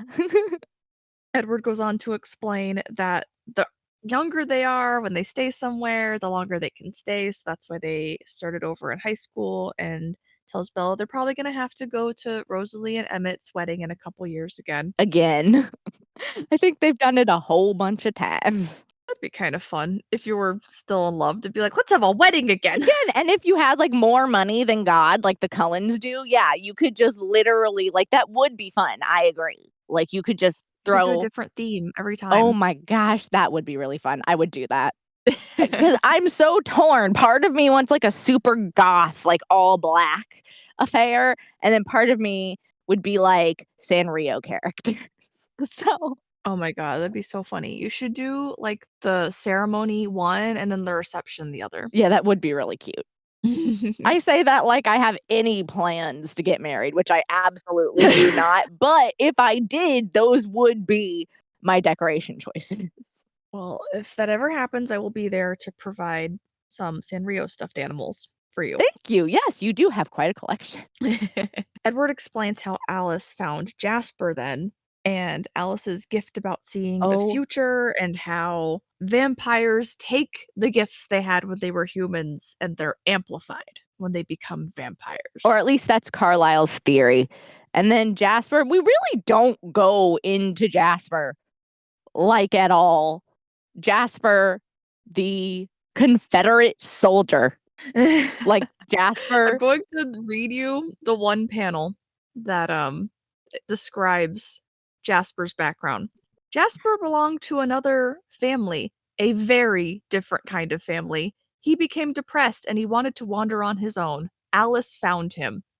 That is like literally nothing. Yes. That's it. We just got like 20 pages about Carlisle, and then we got 2 sentences about Jasper. I literally think that everybody is like, Stephanie, why? Why of all the he could have just been just some random frontiersman. Like it's just why make him a Confederate soldier? Like a highly decorated Confederate soldier. It's a choice. It's like a real choice. Is there any information about when she came up with that headcanon versus when the original Twilight book was written? Not to my knowledge. I would kind of like assume that she has very detailed backstories for like all her characters. And I'm really not sure if that was like she came up with that like initially, like when she made up all the characters, or if it like kind of happened more over time. But even in 2005, I think making Jasper a Confederate soldier is just like maybe not as like actively like I mean just the political climate wasn't as tense or whatever back then, I feel like. So maybe it was like a little bit more normal, but also at the same time, like, just why? No, I'm definitely not trying to say it's, like, okay No, either way. absolutely. I'm just wondering if since Jasper's story was at the tail end of the exposition dump, if she just didn't know what to do with him at the time that the book was written and was like, I'll just give him, like, something mysterious, I'll figure it out later," and then, like, shoehorned in later that he was a Confederate soldier? Or what? Or if it was, like, her headcanon all along and she just didn't know how to write it and glossed over it.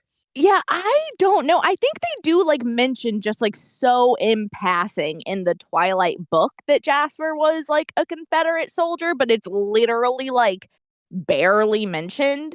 It's honestly, like, in the illustrated guide and in some of the later things that you kind of find out more about that, I guess, but, like, Jasper Hale is a name that she literally got off the registry of Confederate soldiers. Like, he was a person. Oh, so it had to be before. She must have had an inkling in her mind, at the very least, that that's what she was gonna do with him. Yeah, I mean, it doesn't it's not like it comes up. It's not like Jasper's like, "All hail the Confederate States of America," or anything like that, but it's just a weird freaking choice. Yeah, it's really weird. Why would you even think to do that? What precisely. Like, That would never even cross my mind if I was writing a character to be like, they're a Confederate soldier. anything else. Like, just make him a frontiersman. Make him a Western sheriff. I don't know. Make him Ooh, he anything should have else. been a cowboy. That would have been hot. Like, I would be here for Jasper the cowboy. Ooh, I want a cowboy. Vampire cowboy.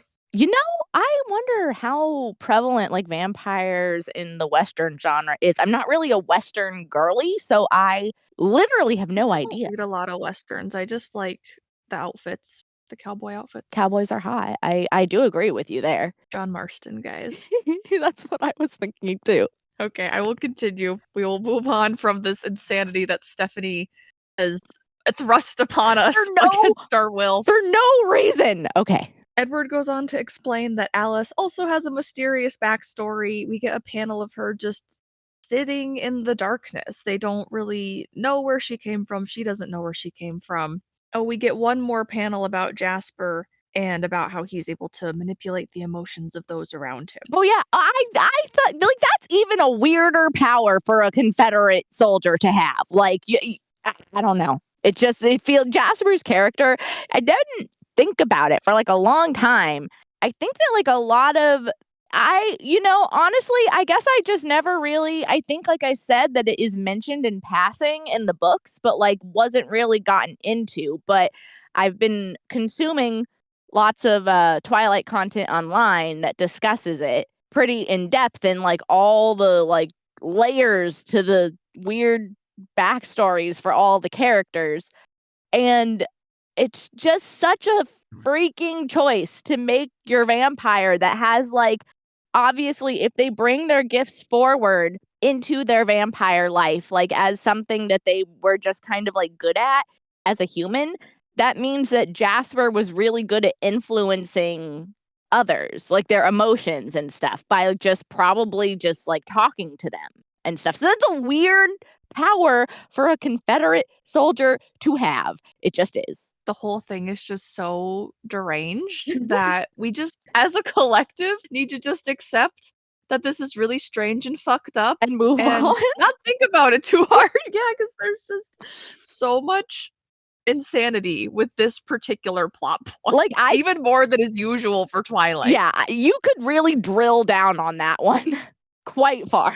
Moving on from the insanity, Edward shows Bella the rest of the house, and we do get to see Edward's room, which has a leather couch against a wall of windows, a shelf full of what looks like books and CDs, a very tall speaker tower, a tape player, some other music playing equipment, a little coffee table with magazines, and a plant. I kind of wish we could see what he was reading, but we can't. Aw, that would have been fun. Have him reading a Jane Austen novel. That would be fitting. It would be fitting because he's talking to Bella right now, and she, like, just all she reads is Jane Austen, so it would be cute if he was also reading a Jane Austen novel. It would, and then he'd be, like, trying to relate to her, and Edward discusses with Bella that he's relieved that he can just trauma dump on her all at once, and Bella's very happy about this, and tells him that he's actually not that scary, where he playfully jumps on her, and they land on the couch, and Bella's very stunned because this happened so quickly. Yeah, he just kinda, like, leaps upon her. He does. They're basically just cuddling on the couch, she's blushing a whole lot. I feel like they cuddle more in the graphic novel than they do, like, maybe even in the book. I don't really remember. Yeah, I don't remember in the book, but definitely more than the movie. Yeah, agreed. They're much more physically affectionate. I think they kiss more too. Yeah, they definitely kiss more. You pointed out they were, like, kissing earlier, and I'm like, "That did not happen in the movie. They were not kissing in the scene." No, they don't kiss until the end, kind of, right? I mean, I think they might, like, peck once or twice, but yeah, I think they don't really kiss until the end. Then Bella asks Edward about marriage and if it's the same for vampires as it is for humans. It's Bella's weird way to ask if they can bang. We've we've been in this scene before. It's an odd choice, Bella. Edward says that, yes, I suppose it's much the same. Most of those human desires are there, just hidden behind more powerful desires, like his desire to learn music, I Like, his guess. desire to learn music, well, it's like, that's why canonically, like, all the other couples just, like, spend all night banging. Like, it literally it's crazy. I can't wait until we get there because I remember it, but not, like, exactly what's said, but I can't wait till we get there. It's literally at one point in Breaking Dawn, Edward is like, "They all spend all night fucking." Edward says that he Like, can't do it with her though because she's like too soft and fragile. Alice and Jasper come in to interrupt them, and ooh, they included Alice saying, "It sounded like you were having Bella for lunch, and I wanted to see if you could share." And Edward says, "Sorry, I don't believe I have enough to spare." I don't think he replies in that way, like, in the book, and I wish he did because it's very cute. Like, honestly, I do even like some of their interactions a little bit more in this version. There's gonna be another moment later when they're, like, on their way to prom and they're in the car, and I just find their interaction together, Bella's and Edward's, just so cute. Yeah, young Kim gave them more chemistry. Yeah. It's really sweet, like, I really love the chemistry between these 2 characters. Alice having more personal style too. She's got her little lace shirt on. It's like a quarter sleeve with lace trim on the bottom and then a square neckline. And then Jasper's also wearing an interesting shirt. It's got like a mock turtleneck and then it's got an opening down one of the shoulders, but like buttons closing it, almost like a Chinese inspired top. Wow, well, they're stylish. I'm glad that she made them stylish, and especially Jasper because, this is another just, like, canonical thing, is that Alice, I think, dresses the entire family. So I would think that she would pay special attention to Jasper. Oh, that's really cute. I didn't know that. Alice tells them that there's a storm coming and asks if they want to play ball. And Bella says vampires like baseball, and Edward says it's the American pastime. So Bella goes home first to find Billy and Jacob there, where Billy is warning her that she needs to stay away from those there Cullens. And Bella basically tells him to fuck off. Yeah. Yeah, Bella is like their confrontation is more direct here in the graphic novel as well. I feel like they must have given only a certain amount of pages and they need to like get it on the road. I guess that does make sense. But it's interesting. I like it more here. I think it makes more sense than like because this confrontation in the book was very veiled. Like neither Billy or Bella were like really saying anything. Billy pointedly tells Bella, "I don't think you spending time with one of those Cullens is a good idea." And Bella says, "You're right, it is none of your business." And Billy is telling her, oh, they have a reputation. And she's like, I knew that. It's fine. Leave me alone, basically. So they very pointedly are discussing the Cullens. Yeah, and I think that even when Bella's like, "That's none of your business," Billy responds like, "It might be Charlie's business, though."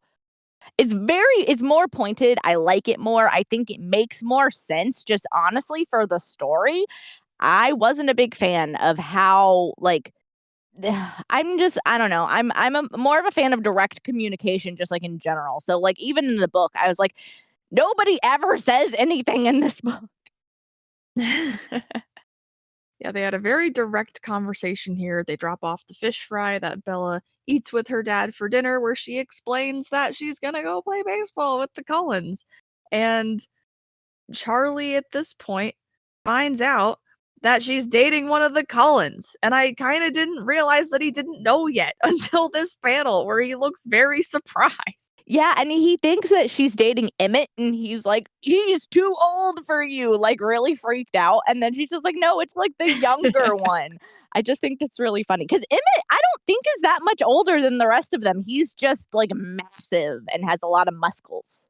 Yeah, I thought they were all around the same age. They are, I think, it's maybe, like, 3 or 4 years difference between them, like, any one of them, so That could be a lot depending, but okay, but to Charlie's knowledge, they are all in high school together. yeah. So I'm thinking they're 2 years apart maximum, but I guess if Charlie doesn't want her dating, like how old is she right now? She's 17, she's a junior, and Edward is Oh, also a okay. junior, so, like, in theory, what So you're the oldest they could be is is 18 18 in this. 'cause, Emmett is in school, so, like, he's a senior, but, like, he's not that much older than her, really, so Maybe Charlie doesn't want her dating the a legal Muscles. adult. Yeah, the The Muscles. muscle. I think it's the Muscles. I have been infected with saying Muscles like that ever I'm in the middle of season 5 of Buffy, and, it has infected my brain. Edward picks up Bella in the Jeep. Charlie looks a little exasperated, but lets them go.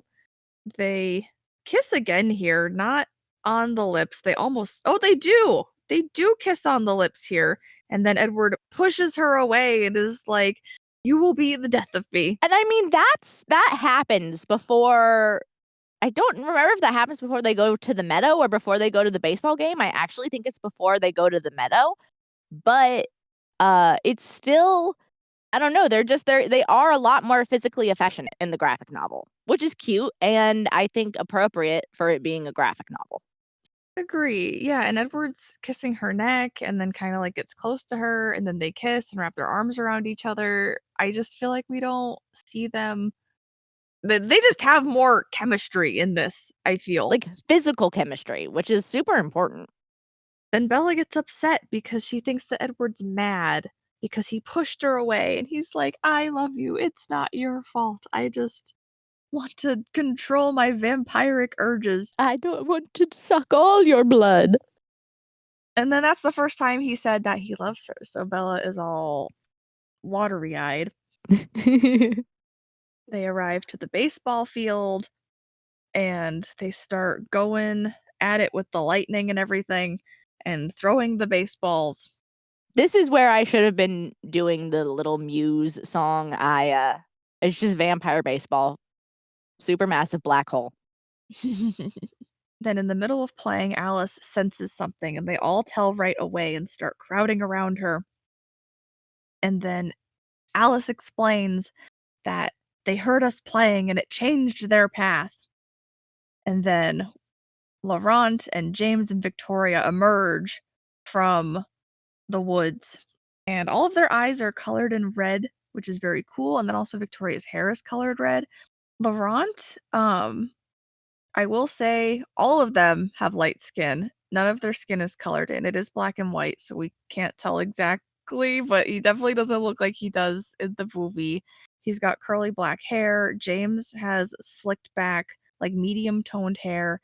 And then Victoria has really long, wavy red hair, which we only know her hair is red because of the one panel of her eyes where her hair around her face is red. And none of them are wearing shoes. Yeah. Okay, it's so interesting that they chose to not, like, at least make Laurent's skin, like, a shade or 2 darker because that is okay, so apparently, the director of Twilight had to fight Stephenie Meyer to get the actor that plays Laurent, like, to be cast almost because in Stephenie Meyer's vampire universe, there are no dark-skinned vampires. Vampirism destroys any melanation in one's skin. It turns you white, essentially, even if you were, like, dark-skinned as a human, and I think that, like, she does say sometimes their skin can be just, like, a slightly darker shade of olive if they started out as, like, somebody with a darker skin tone, but I just, choices. Choices. This is not looking good in combination with the With the Confederate soldier. Confederate soldier thing, none of this is a good look, It's not Stephanie. looking good. No. This is not Jacob and Billy also, their skin is not really shaded. Yeah, and also with Billy and Jacob, has it mentioned that they're well, I guess it did kind of in the first book because, like, Jacob was telling her the story of, like, the cold ones and stuff, and we kind of got flashbacks, so I guess there is sort of implied that they're native, but shading is possible in manga, is all I have to say about that. Yeah, I know it's in black and white, but there is obviously comics with many different races of people. I think this could have been a little better. Like, just shade it just a little. Especially Stephanie in combination with the Confederate soldier thing. This is terrible. My god. Yeah, and, like, just the fact that her vampires canonically cannot be it's just such a freaking choice, Stephanie. Like, you're out here making it hard for those of us who really love your stupid book. When we started reading the first part of the graphic novel, there was a note from Stephanie that made it sound like she worked very closely with young Kim when making the comic. And all of this conversation leads me to question whose choice this was. Was this young Kim's choice? Maybe not.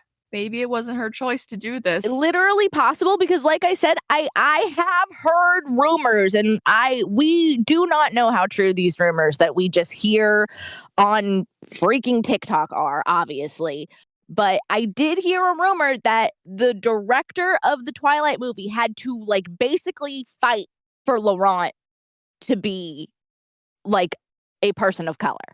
That's really crazy. Yeah. He did such a good job as Laurent too. I love the actor that played Laurent. I think he did a phenomenal job, and I love just his whole look, honestly. Like, I think black vampires are beautiful. Like, I I don't know. I like it as an And it idea, literally doesn't change the story at all literally at to make all. him that way, so just let him be who he is. Exactly. Exactly, and, I don't know. It's just a choice, you know? It really is. I think we just need to accept that Stephanie is crazy, and like before, just know that she's strange and incorrect opinions are had by her, and maybe we need to move on or we'll be here all And we're day. just gonna keep talking about Twilight.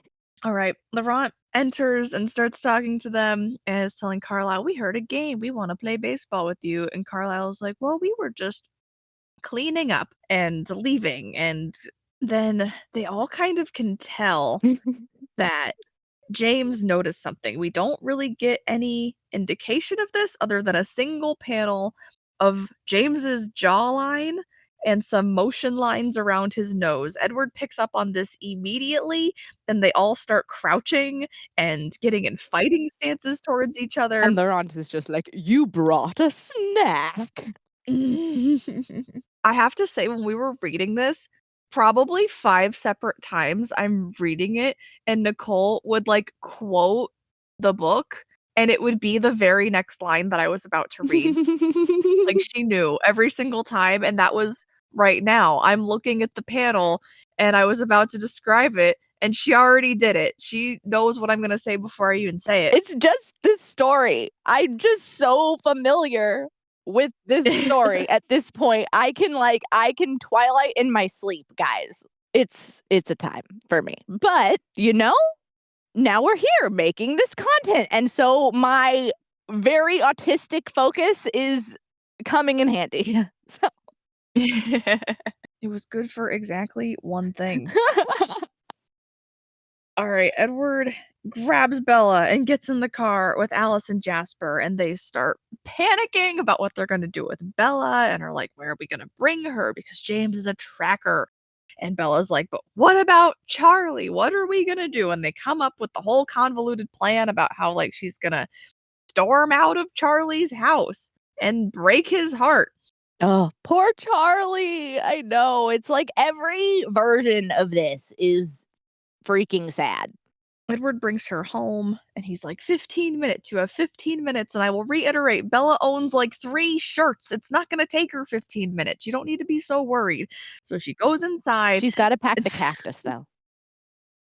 She does. She needs to pack her cactus. That's very important. She'll have nothing else to remember Charlie by. Or Arizona. Charlie and Arizona. Maybe she can stab But did Charlie Charlie. give her the cactus? No, I think she brought the cactus from Phoenix. My headcanon is that Charlie gave it to her at the airport. And he's like, "Here, I bought you this cactus so you can remember your homeland." Yeah. Yeah. That's better, I think, actually. She's bringing the cactus back to where it belongs, Arizona. She's like, "I have to take you home with me." Bring it home. So Charlie is just telling her to calm down and is like, your mom is gonna be back. Where is she going? To Phoenix She's again? in Florida. She's in freaking Florida. She's in Jacksonville. But he's talking about how if Phil doesn't get signed, then the mom's gonna go back to Arizona in a week. So he's like, calm down. Like, signed in Florida. Yeah. And this is the part with when she storms up the stairs and Edward's in her room. It's like he's in her room. It's just like in the movie. We just noticed on our last watch through that when she storms up the stairs, he's waiting in her room, like behind the door, and you get like a flash of him. Yeah, that's what it is here, except she slams the door and instead of seeing it like for a flash of a second, she slams the door behind her, her back's against the door, and Edward's standing next to her in the room already.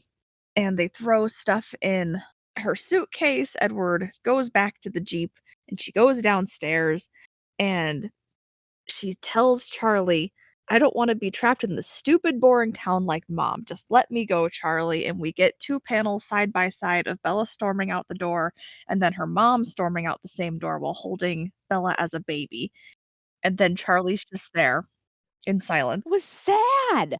Like, it's even It sadder. was.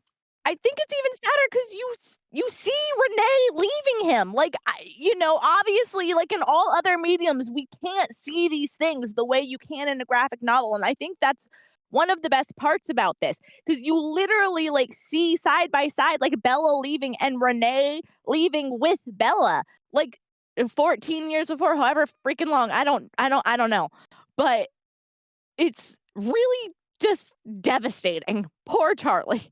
I know, it's so much because in the other ones, I think Bella just gets in the truck and, like, references that that's what mom said, but here we see Charlie think it and his reaction after she says that, and it makes it that much worse. Yeah.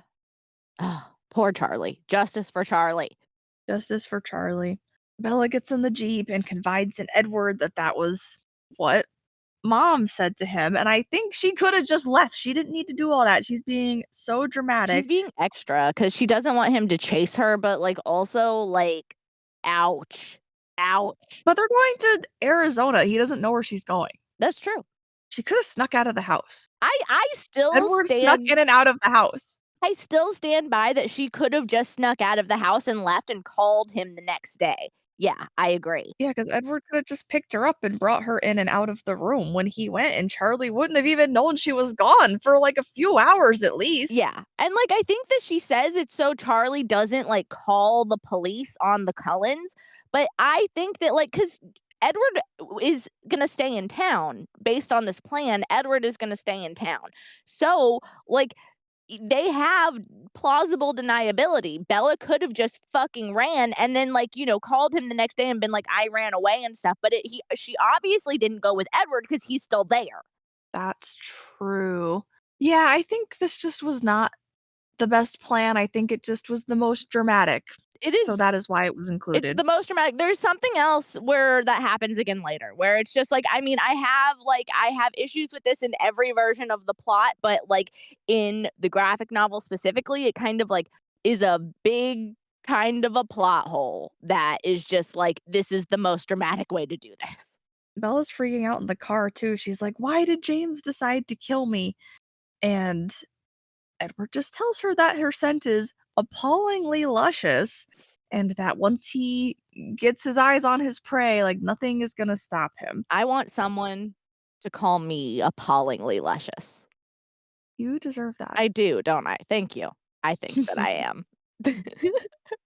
You're appallingly luscious. Thank you. Your scent is appallingly luscious. I'm gonna need the boyfriend to say that. Doesn't, like, have quite the same hit coming from you, but, still, I I'll appreciate start it. dropping hints. Thank you. Yes, we're dropping hints. Let him know. Let him know that I said that. Okay, I will. Edward and Bella arrive back at the Cullens' house, and Laurent is there talking to them, and he's apologizing that James is going crazy. And Emmett's like, "We'll stop him," and does like the fist in the palm thing, looking all determined.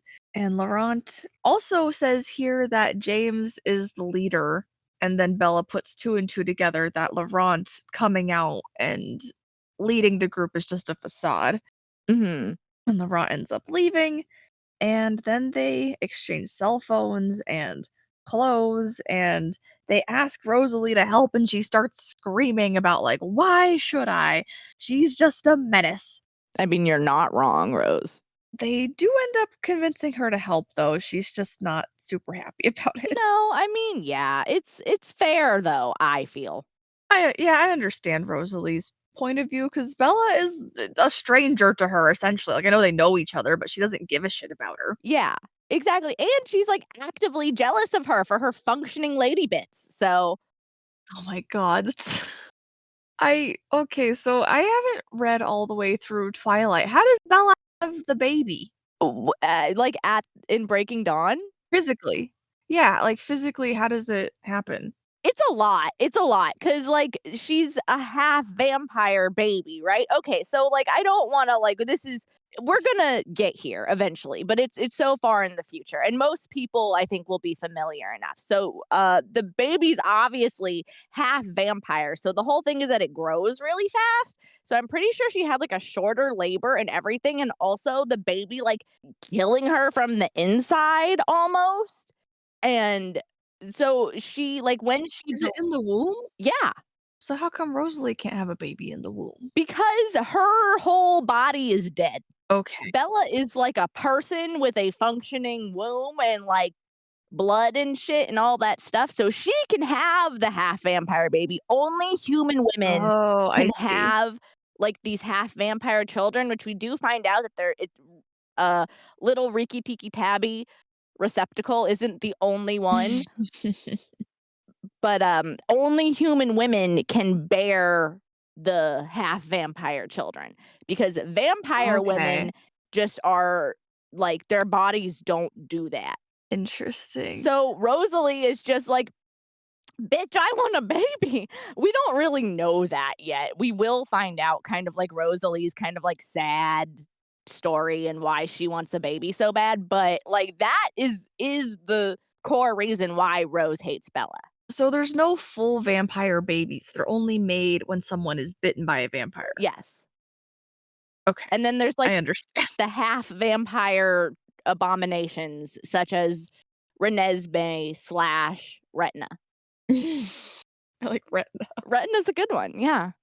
There's a Facebook group where it's just a Twilight memes group, but anytime someone talks about her, they call her something different. But everybody knows. We all know what we're talking about. Rasputin. Rasputin. Not Rasputin. That little Rasputin, um, that little recycling bin. Like, it's just anything with an R. Miss Little Renesmee there. We all know. All right, so all the Cullens split up. They go in their different cars. Esme and Rosalie are going together, and then Alice and Jasper are going together with Bella, and then Emmett and Edward and Carlisle are also all going together as the hunting Yeah, party. they're staying in town at first to kind of like lead off Victoria and James. So like they're gonna be there for like a second, which is why I'm saying that Charlie wouldn't have thought, or at least it could have been plausibly denied that Bella left with Edward because Edward is gonna like stay in town for like a minute. And they're gonna try and have James follow them. Because Edward's whole thought process is he thinks that James will think that Edward won't leave Bella. Yes, I think Bella just doesn't want anyone to think anything even remotely bad about any of the Cullens, though. So she has to make it 100% her fault, with no ambiguity. Okay, Saint Bella at work. Saint Bella. Yes. They kept in our favorite part when Alice asks Bella, "May I?" in referencing picking her up, and Bella says, "You're the first to ask permission." And Alice grabs her and puts her in the car, and Bella falls asleep on her shoulder, and it's very, very The cute. ship lives on. The ship lives on, indeed. Alice and Bella forever. Yeah. Bella wakes up in a hotel room, and then Alice comes in, and Bella's just like, "Has Edward called?" And Alice is like, "Chill out. It's fine." We get some panels of just the hotel room and its stillness, I'm assuming symbolizing Bella Waiting. being just so impatient and waiting, and she thinks in her head how them living for eternity has basically granted them patience because she's just freaking out and she wants to hear from Edward. But Alice is like, if we haven't heard from them, like, that's a good thing. That means that their plan is still working. Then Bella ends up asking Alice how she became a vampire. And Alice is like, Edward's gonna be extremely angry if I tell you that. And Bella's like, I'm asking you as a friend. I'm begging you. Like, who fucking cares if Edward will be angry? Just tell me. It was established earlier that Alice also doesn't completely remember, so she's like, I can only tell you in theory. But she says, the venom doesn't kill, merely incapacitating. It works slowly, spreading through the bloodstream so that once bitten, our prey is in too much physical pain to escape. The venom is reminding me about how in the illustrated guide, I'm pretty sure that it says that all fluids that come out of vampires are venom. So when What? when Bella eventually will become impregnated, it is with vampire venom, which comes out of Edward's penis. Oh my god. We need to read the illustrated guide because Nicole's like watching all this content and I'm not, so she just tells me things.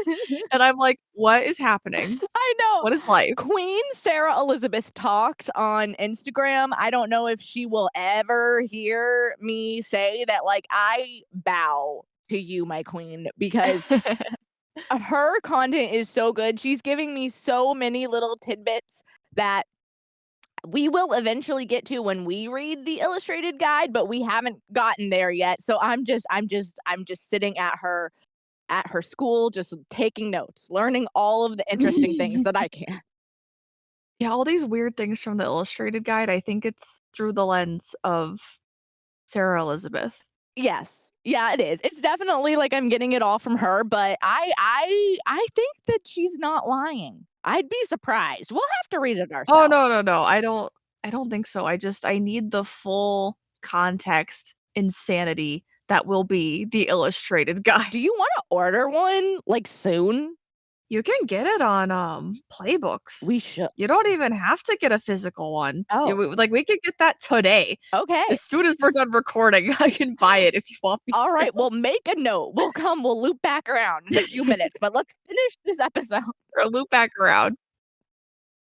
So Alice goes on to describe that for most people, turning is their most vivid memory of being human because it's so excruciatingly painful, but for whatever reason, Alice just doesn't really remember. And then she starts getting some sort of memory flash, and she says something has changed, and that's when she starts drawing the mirror room. And I have things to say about this scene because I'm almost positive that in the book, Bella sees Alice's sketch and is like, Wow, that's the ballet studio I used to dance You are at. correct. That is exactly what happens. So in this one, Bella says, "It looks like a place I used to go for dance lessons when I was 8 or 9. It's shaped just the same. I'm not sure. I suppose most dance studios would look the same. I haven't been there in almost 10 years." So I thought that that was just such a more realistic reaction because it still made the connection. It still gave us that plot information that we needed, but it wasn't like, that is definitively from this rough sketch that Alice made in like 5 seconds. That is definitely this particular place that, like, probably, like Bella said, looks like every other similar place Dance that studio. does dance. Yeah, and I think the thing that makes her say that in the book is she's just like, "The phone is in the same place that it was," and I'm just like, it's just a really weird thing to be that sure about. And if she was 8 or 9, like, she's probably not gonna have a super clear memory. Like, I don't have clear memories of shit like that when I was 8 or 9, and she Oh, says she was terrible, so she probably didn't take dance very long. I don't know, it's just it's too plot convenient the way it happens in the it book. completely is because that would be like me being like, "I remember the exact layout of the O to Be Kids where I used to take ballet lessons when I was also 8 or 9, and I do not." But same, where I took, like, 2 ballet lessons and I didn't like it and I never went back, and I remember vaguely that it was in a classroom. That's literally it, nothing else. Yeah. But I think that this got the exact message we needed across. We didn't lose any plot information. It's just a more realistic reaction. It is, it is. They always used to stick me right in the back. I took dance classes for, like, we at least had recitals, but they would put me all the way in the back because even as a child, they were like, "She is too uncoordinated for people to watch her dance." Like, Oh, I have been like this since I was a small child. no. I am Bella, guys, just blind Bella, that's me. Canonically Bella. That could be, a series in itself, Canonically Bella. That sounds like a sitcom. That does actually, that's a good title for something. Good job, TM, TM, TM, guys, TM. TF was recorded here first. We have the timestamp. I forgot to mention that Bella and Edward had their phone call right before that, and Edward talks about how they lost James, so that is very concerning for everyone. Then Bella asks if she can call her mom and just leaves her the message being like, "Don't go anywhere. Call me when you get this." Stupidly is like, "Call me at this number when you get this," and leaves a message on her home phone machine, even though Charlie told her that they weren't gonna be back till the end of the week. I think that's, like, such a stupid thing for her to do in this particular situation where she's being stalked by a fucking crazy killer vampire. Yeah, I think she needs to not give any extra information about the people she cares about, which she's giving all of it. She went to Charlie's house, she called her mom. I probably think that it would have been best if she had just not contacted any of them because I know they're related, but there is a chance that she doesn't give a shit about them or is more concerned with her own self-preservation than her family's self-preservation. The whole thing is I think, like,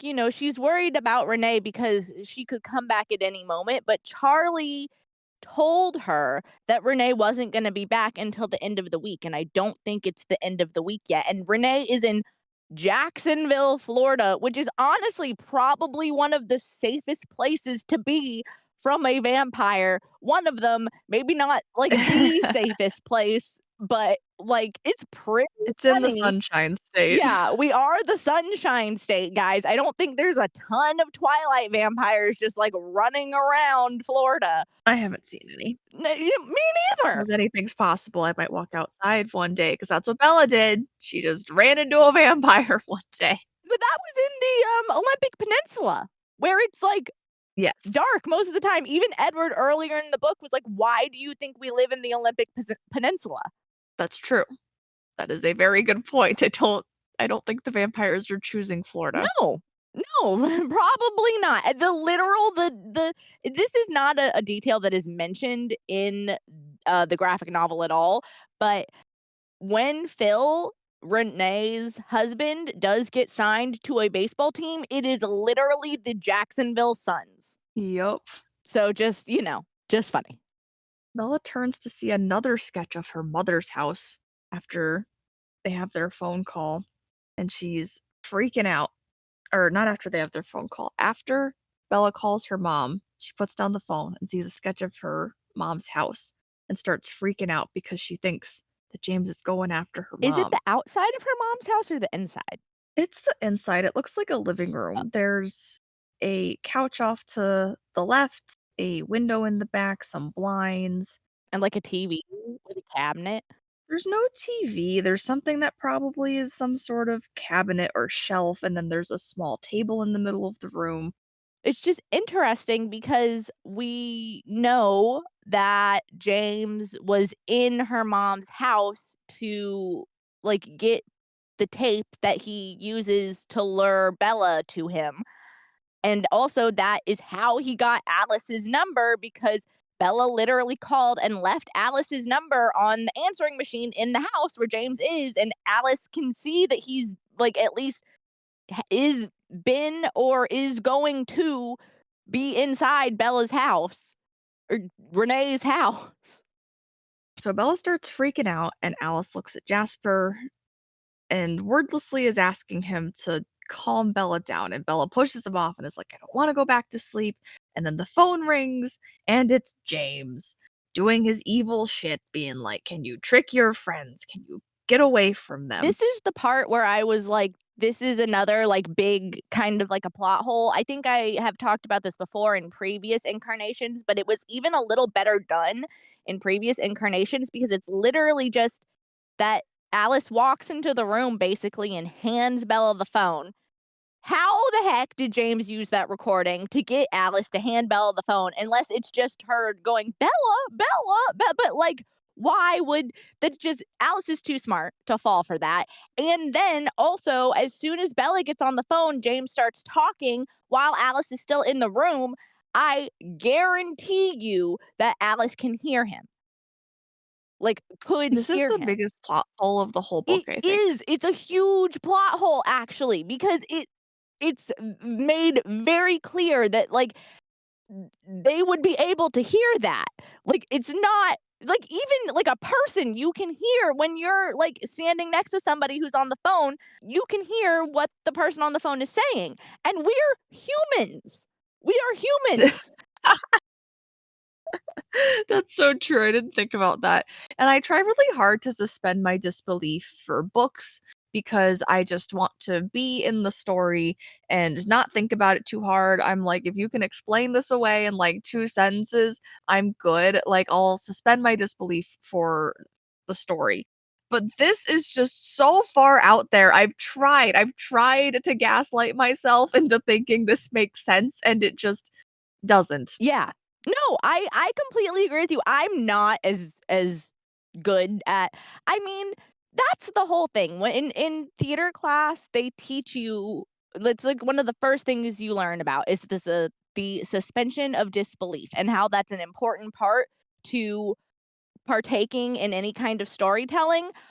But stuff like this takes me out of it big time because I'm just like, that just doesn't make sense and is very easily work aroundable. Like, you can just have Bella go into like the bathroom or something. Even then, I think Alice's hearing is good enough that she'd be able to hear it still, but like, you would have a little more plausible deniability, I guess.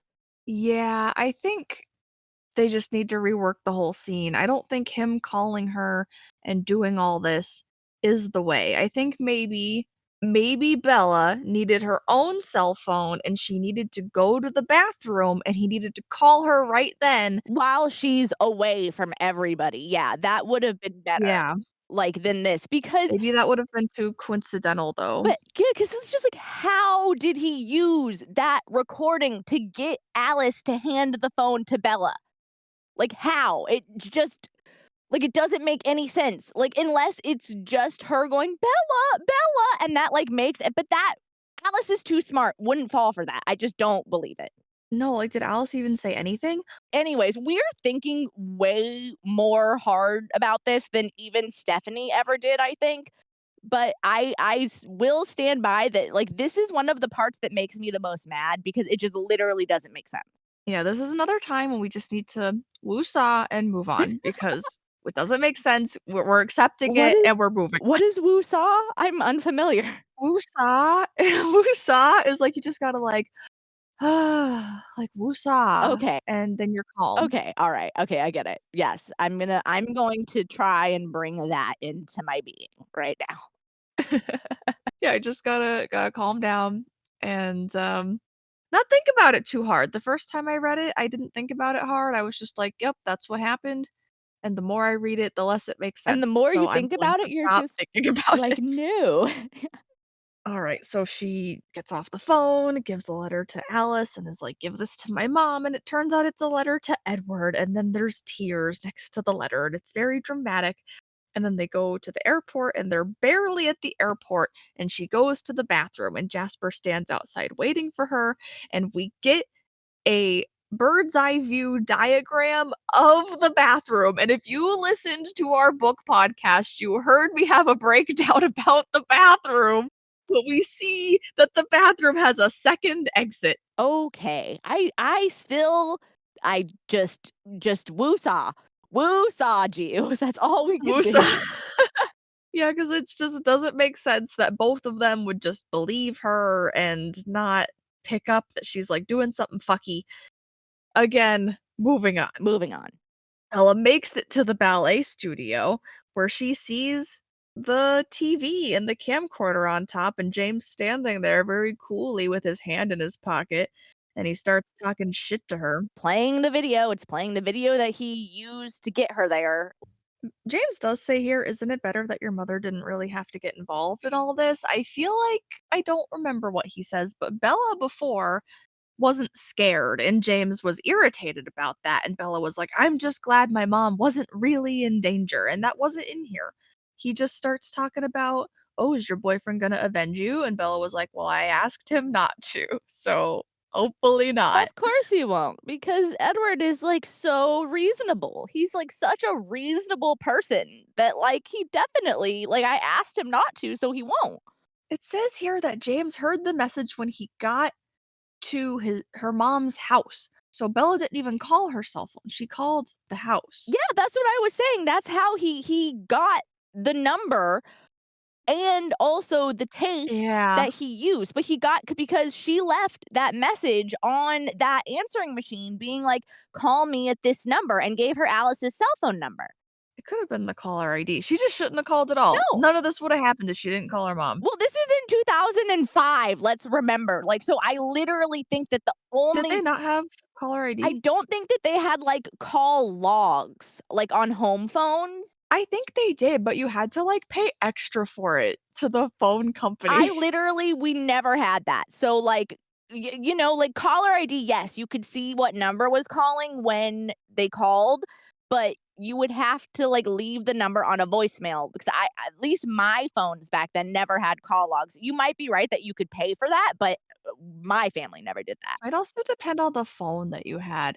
This is like we don't even remember. We don't even remember what the phone technology was How like. old were we in 2005? Literally 7? In 2005? Something like that. Yeah, okay, so, wait, 3, 7, plus 7 what is 7 plus 5? I can't do math. 12. I was 12. I was 12 in 2005. 12 or 13. Well, the point is we were children, we were not paying the phone bill, but I have a vague memory that, like, if you wanted to, like, get the caller ID, you had to pay more, and then that's why we didn't have the caller ID Yeah. because we didn't wanna pay more for it, which makes sense. Most phones didn't even have screens back then, like home phones. We see the phone here, it does have a screen. It's, like a phone dock, and then it's a cordless phone. Oh, with one of, like, the little screens above the numbers? No, it's like the phone panel itself, like, the phone dock has a screen, Oh, okay, yeah. and James is standing next to it, and the phone is placed on the phone. It's whatever it is. It's I don't know. 2000s phone technology is not what we're here for, but This is like this was high tech, it's like the phone and the answering machine combined.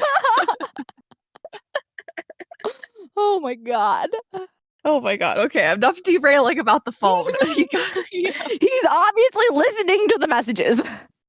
He listened to it, he's standing next to the phone, and then this is how we should have gotten everyone's exposition, where he reveals, just in a brief context, that Alice was the one that he was originally hunting, and we get some backstory that stands out and is much more better told because it wasn't in like a gigantic wall of text. Yeah, I agree. That's just hard to kind of like get through and parse like in the same way. When it's delivered like that, I do like this a lot better. And I think that it's just we don't need like the story from so many angles. Like James could have just given it to us here. Like Alice could have just been like, I don't really like know why I am or how I got turned. And then we could have found it out here. Yeah, that's a really good point. Then James starts beating the shit out of her, throwing her against the walls and like breaking her He leg. stamps on her leg. Oh, that's the most visceral part in the movie to me. Oh my god, I know. It's really visceral in the comic too, because there's like crunch and a snap and she's screaming. It's really a lot. Ugh. And she's just thinking, let it be quick now. And then suddenly Edward is there to be there for her and he sucks the poison out of her hand. Oh yeah, it's like everybody just appears and she's like, "Oh, the angel." And then he's there. And then Carlisle's like, she's like, "My hand, it's burning, it's burning. Someone put out the fire," right? And then he like just freaking I still can't with the sucking the venom out of her hand. I'm just like that doesn't even work with snake venom. But okay. Okay, guys. All right. Yeah, it's like not even real. The further we get in, the more we have to just accept that this is the way the book is. And we don't even see everyone appear. It's just Edward and Carlisle, but we see flames in the background, and we've all seen the movie or read the book at this point, so we know what's happening. And then we see just a couple panels of Alice and Emmett and Jasper by the fire and some motion lines by their hands. That's it. We don't get the really badass part where isn't it Alice that like jumps on his back and like wrenches his Yeah. head in the movie, which is like Yeah. one of my favorite parts. That was one of my favorite parts too. They give Alice a lot of cool stuff in the comics, so I'll give them a pass, but I am here for Alice just killing that man in cold blood. Yeah, same. Especially because he's the one that he was hunting her and stuff. It's like it's a full circle moment for Alice's character. Yeah, it really is. That's her girlfriend. She has to protect her girlfriend. Yes, she has to protect her girlfriend so her brother can marry her.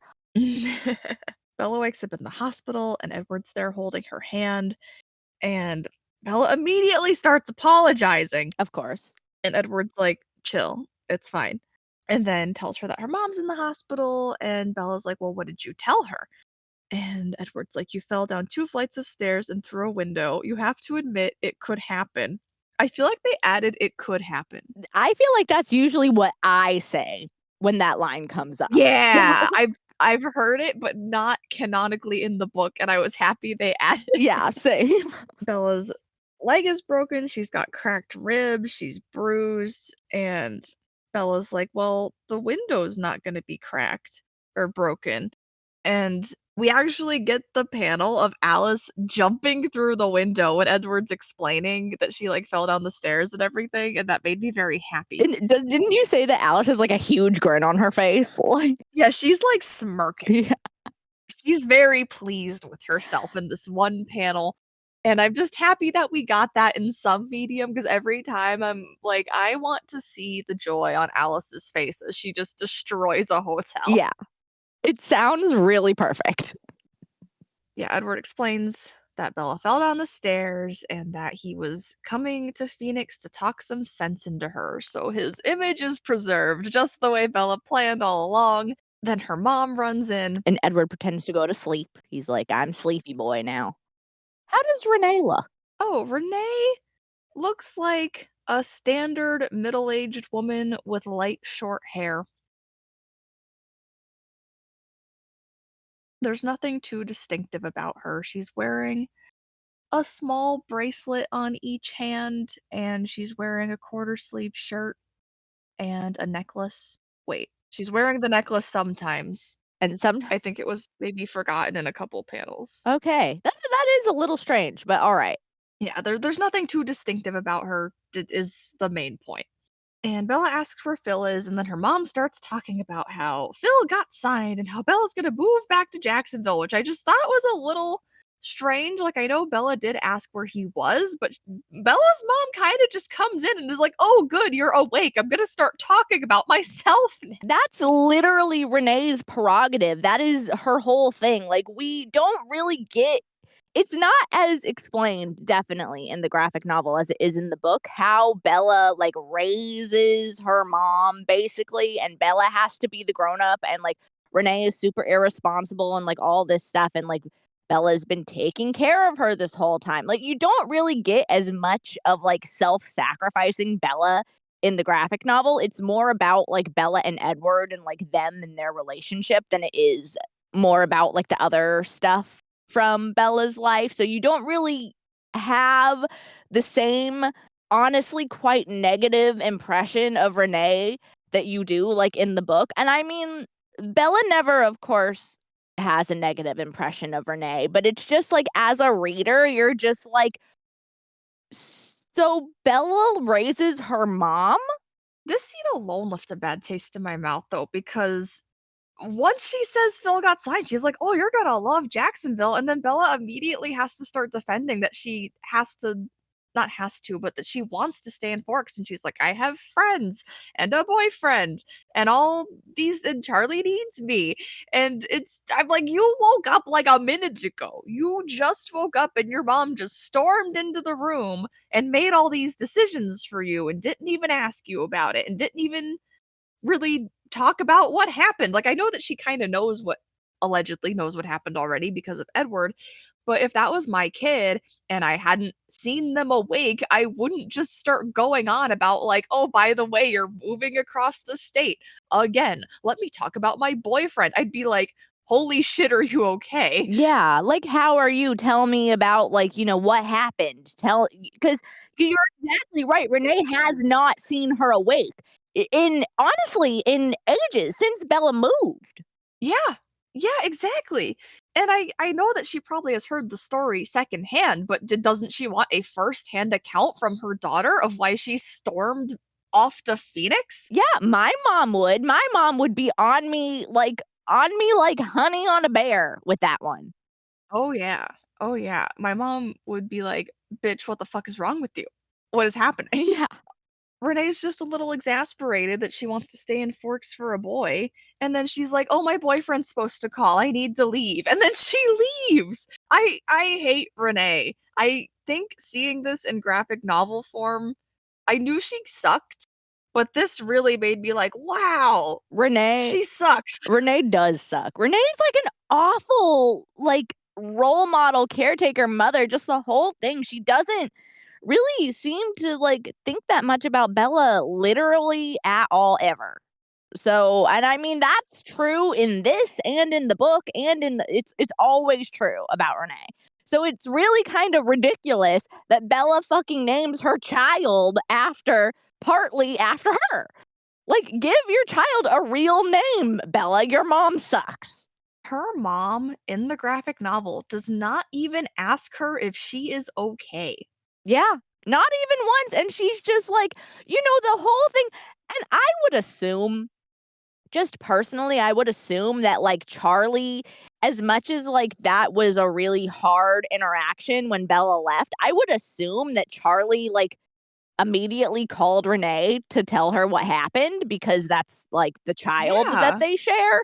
So like for Renee to literally like not mention any of that and for like to just have heard the story secondhand from Edward while Bella was unconscious and then for her not to even be like, "So are you sure about this boy, Bella?"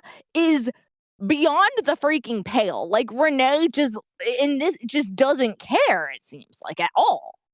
No, like, she literally comes in the room and is like, "Bella, I was so upset." And Bella's like, "I'm sorry, mom." And then Renee starts talking about Edward and how Edward's been there, and then starts talking about Phil. And like, she does not even say to her, "Bella, are you okay?" And Bella could then say, "Yeah, mom, I'm fine." And then that would at least lead us into more conversation. That just, Ugh. It's not great. It's really not great. And Renee is honestly never winning a Mom of the Year award in any version of this story for sure, but like it does seem particularly egregious here. Yeah, it's just visually seeing it in the panels that brought it to life a little bit for me, even more so than it did in the movie, just this version. Yeah. And I honestly I'm kind of trying to recall the scene with Renee in the movie, but I think that even in the movie she was like, "Bella, are you okay?" Yeah, I think I gave the movie a little more leeway because I'm like, well, they did have to cram the whole story into 2 hours. Yeah. But And also, I don't know, it came off differently because you could really hear, like, the actress really put some concern in her voice when she was talking to Bella and yeah, stuff, like, it came off differently. exactly. Exactly. One funny thing that happens though is before she shuts the door to Bella's room, she says, "Do you remember the dance studio around the corner from the house? Someone broke into it and burned it to the ground. There's nothing left at all." I wonder who did that? And then Edward gets up and Bella's like, "How was your nap?" And he was like, "Interesting." And then they discuss if Bella moved to Florida. And Edward's like, "Well, I shouldn't go to Florida because you need to like be safe away from me." And Bella's like, "That's stupid. I'm not leaving you." It's too sunny for me, I should not go to Florida. Edward shouldn't come here. It's a bad place for him. And then Bella's pissed that he didn't let the venom spread. And Edward's like, "You don't know what you're asking." Maybe she does. She's concerned that she's gonna get old and age and die one day, and then Edward's still gonna be Edward. It's a valid fear. And then Edward does call the nurse, and Bella is given medication against her will, but they've had so much chemistry throughout the whole book that it just doesn't come off as weird here to me because it seems like he's a little bit more in tune with what she wants. Granted, she says absolutely nothing about getting medication here, so it's still a little strange. You know, I almost get you because they do seem like they've got so much more of a connection here than they do in even like the movie, which is crazy because I'm pretty sure Kristen and Robert were like dating when they filmed that, but like, okay. Uh, Maybe that's why she cheated on him. well, she didn't cheat on him until like later, like till she was in Snow White. Yeah, but maybe they didn't have chemistry. Oh yeah, maybe it's just because they just didn't. Yeah, because they did I think they were together for a few years, like, it was a while. I think th the whole reason that, Kristen Stewart maybe even got the role, or maybe this might just be complete scuttlebutt, but I have heard, somewhere that the reason that Kristen Stewart got the role of Bella is because her and Robert Pattinson were dating.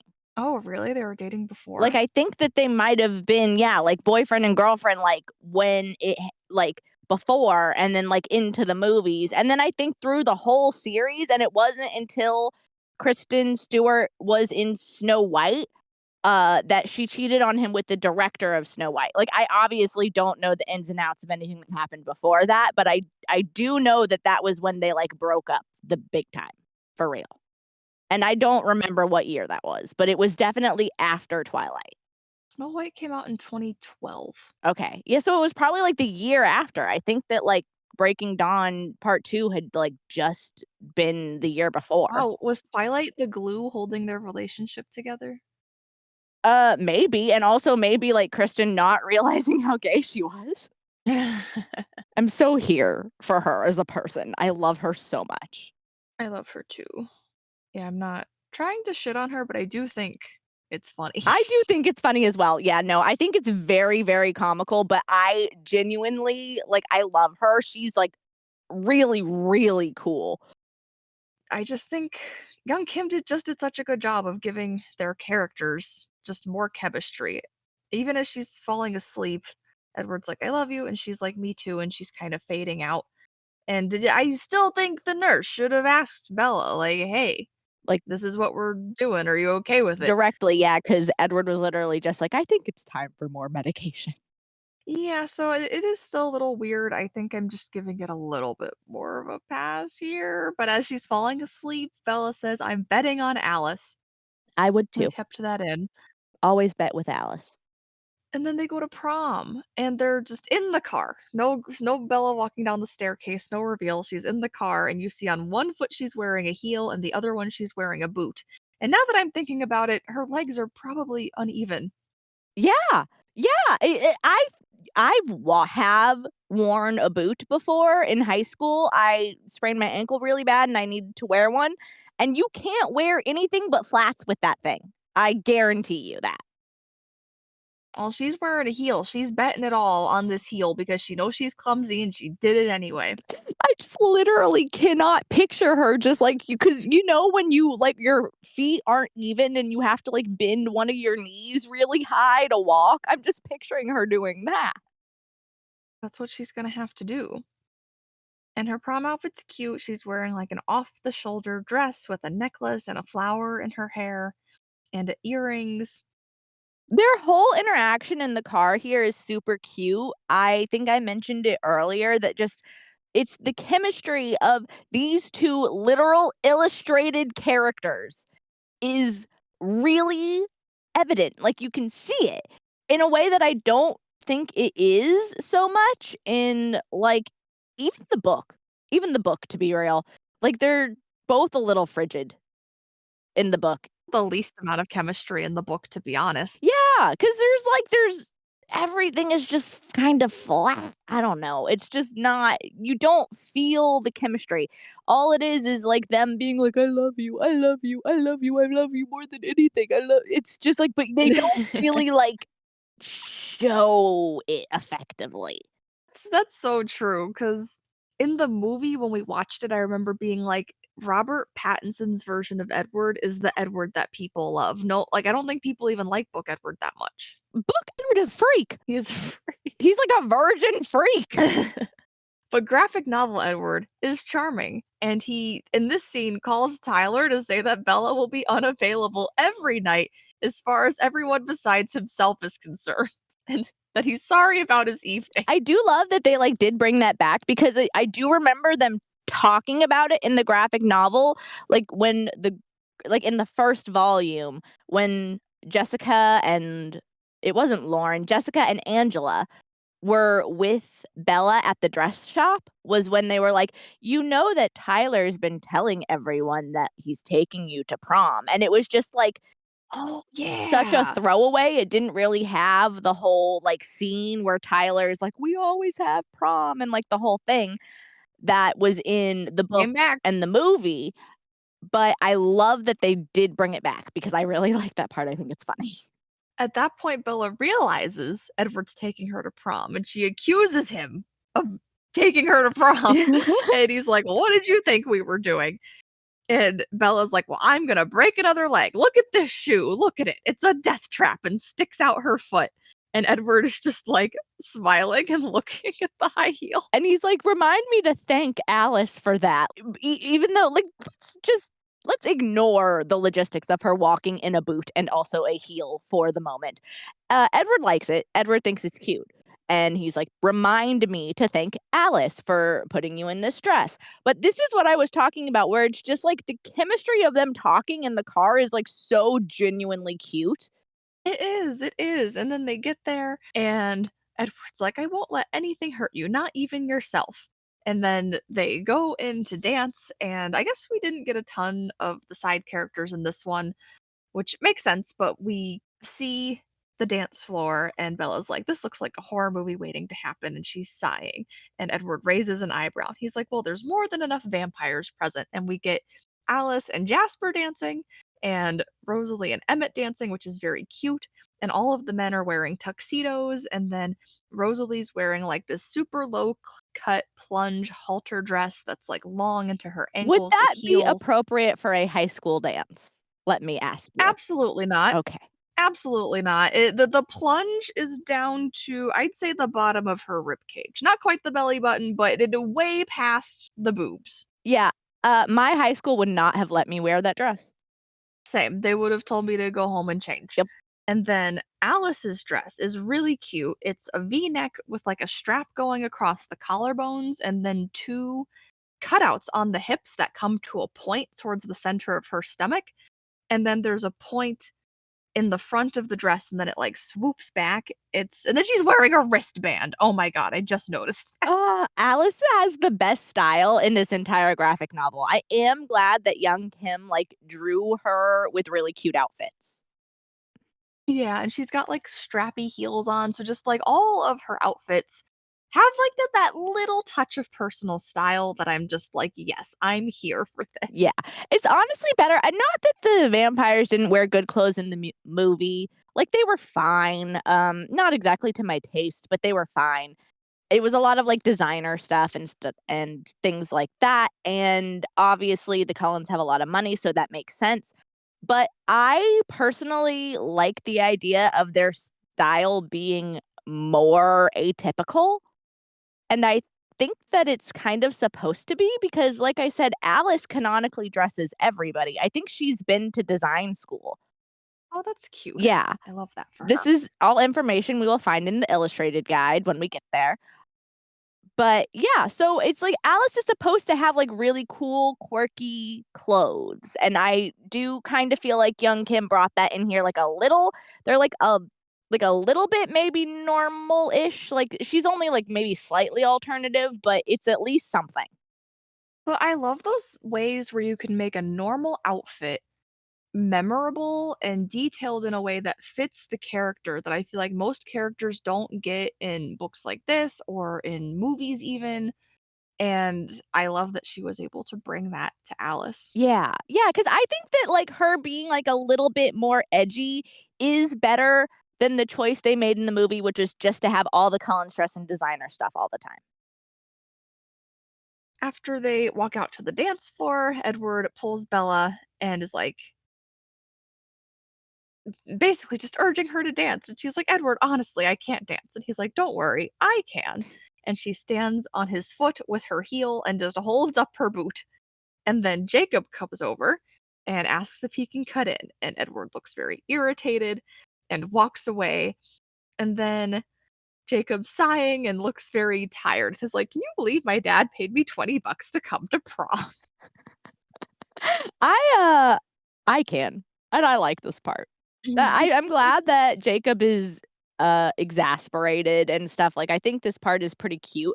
I just wanna go back for just 1 second. Did you just say that she's standing on one of his feet with her heel and just, like, storking her other leg up in the air, so she's essentially standing on his foot with one foot? And Yes. okay, let's keep going. That's fine. I just wanted to make sure that I Yeah, had a clear picture. the toes of her heeled foot are on one of his feet. That's it? She's just literally, like, balancing on one. Oh my god, okay. Alright. Yes, and then when she's dancing with Jacob, she has one foot on the ground and the other one is just kind of tilted so it's no weight on it. So, essentially, did they put, like, grease on the bottom of her shoe or something, so she's just turning in place with the person she's dancing with or something? Because how I does that think they're just swaying back and forth. okay, well, okay, that's fine. Okay, that's good. Good. I'm glad. I'm glad to know. I just wanted to make sure I was clear on that. Jacob warns Bella that Billy wants her to break up with her boyfriend, and I this is one of my favorite panels. It's Jacob just looking like his eyebrows are furrowed, but he looks a little annoyed almost. And he's like, Billy wanted me to tell you, no, warn you that. And he's making quotation marks with his fingers. We'll be watching. That's his plural, not mine. I feel like Jacob has so much personality in his expressions. And, like, just the few, because Jacob really isn't in this book very much at all. So, like, I do appreciate that they really, like, gave him some personality, like, the few times he does turn up.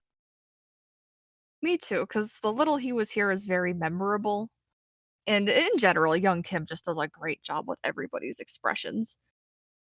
And then Edward comes back over looking pissed, and he's like, I'll take it from here. He is sick of Jacob and Bella dancing. And Bella's like, don't be mad at Billy. He just worries about me for Charlie's sake. And Edward's like, well, I promised I wouldn't let go of you tonight, and I broke my promise. And Bella's like, well, I forgive you. And Edward's like, when he called you pretty, you look more than beautiful. Like, he's all pissed. Yeah, he's like, "'Cause Jacob said you were pretty, and that's an insult." And I'm just like, "Oh my god, calm down." The amount of jealousy Edward feels is not proportional to the reality of how much Bella only has eyes for him. Exactly. No, I feel the same way. And soon we will find out that it's all the little zygote of freaking Riki Tiki Tabby imprinting on him. Anyways, we're several books away, guys. It's gonna be soon. They walk out of the dance outside of the school, and Edward says, "It's Twilight again." They said the name of the book. They did, and Edward's like, "Well, what did you think I was dressing you up for?" And Bella's like, "I don't want to tell you," and she's holding her head in her hand and biting her lip and looking very embarrassed. And she's like, "I was hoping you would change your mind after all." And he's like, "You thought that would be a black tie occasion, did you?" Oh, that's another one of the lines that I can predict every single time. And she says it feels more rational than prom does, and the only reason prom was tolerable is because Edward was there. And he grabs her and dips her as if they're dancing and is like, "Are you really that willing?" And puts his lips on her neck. And she's like, "Do it, bitch, you won't." And he's like, "Yeah, you're right, I won't." Oh, that's just such a perfect way to describe it. Cause yeah, she's literally like, do it. Do it. You're not gonna do it. Do it. And she says, "A girl can dream." And he says that he loves her and she loves him more than everything in the world combined. Isn't that enough? And she's like, "It's enough for now." And then they kiss, and we get a full spread page that's in full color of them kissing in front of a crescent moon, and it's very cute. Very, very cute. And that's the end of the book. And then the Google Playbooks added an animation when you finish a book where confetti falls down, and I like that. I felt accomplished when I finished reading this. I know. I thought that was cute too. I feel like, I guess how else are they really supposed to end the graphic novel? But like, I feel like that's just kind of like, it's like a very anticlimactic ending. It's just sort of like it just stops. Yeah, if they had just ended the whole series here, it wrapped up in that way that movies do, where it's like, "And then they were together happily ever after." And they The end. rode off into the sunset. Yeah, that's essentially what this is. But yeah, that was the second volume of the graphic novel, Twilight the graphic novel, and I also really liked it.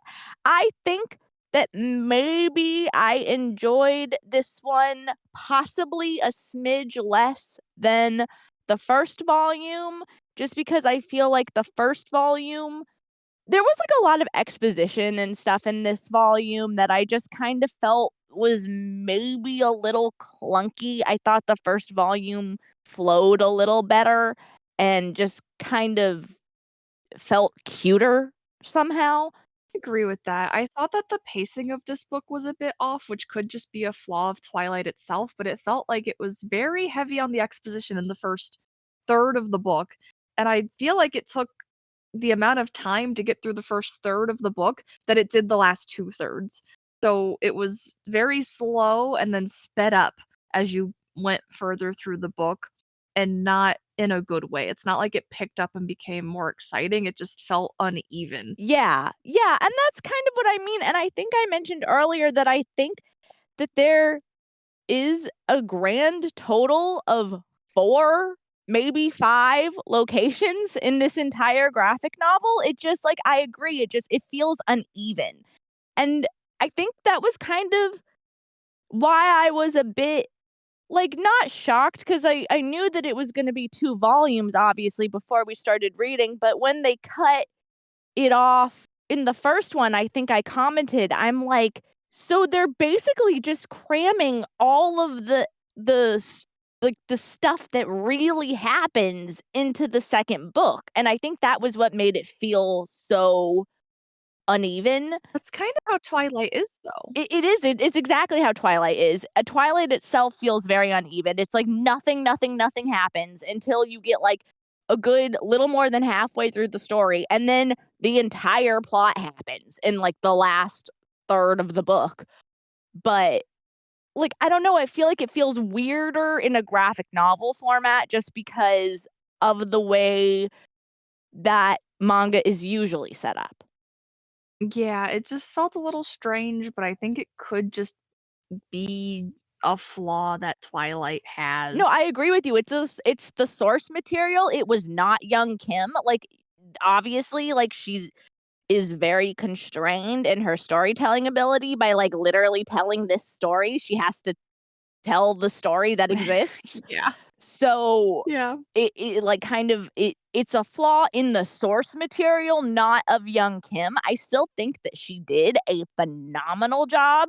She also very much, like, I think I mentioned earlier, kept all of the parts from the book and the movie that I was like, "Oh, that's really important. That line is very memeable and very important to be said," and most of those things were in here.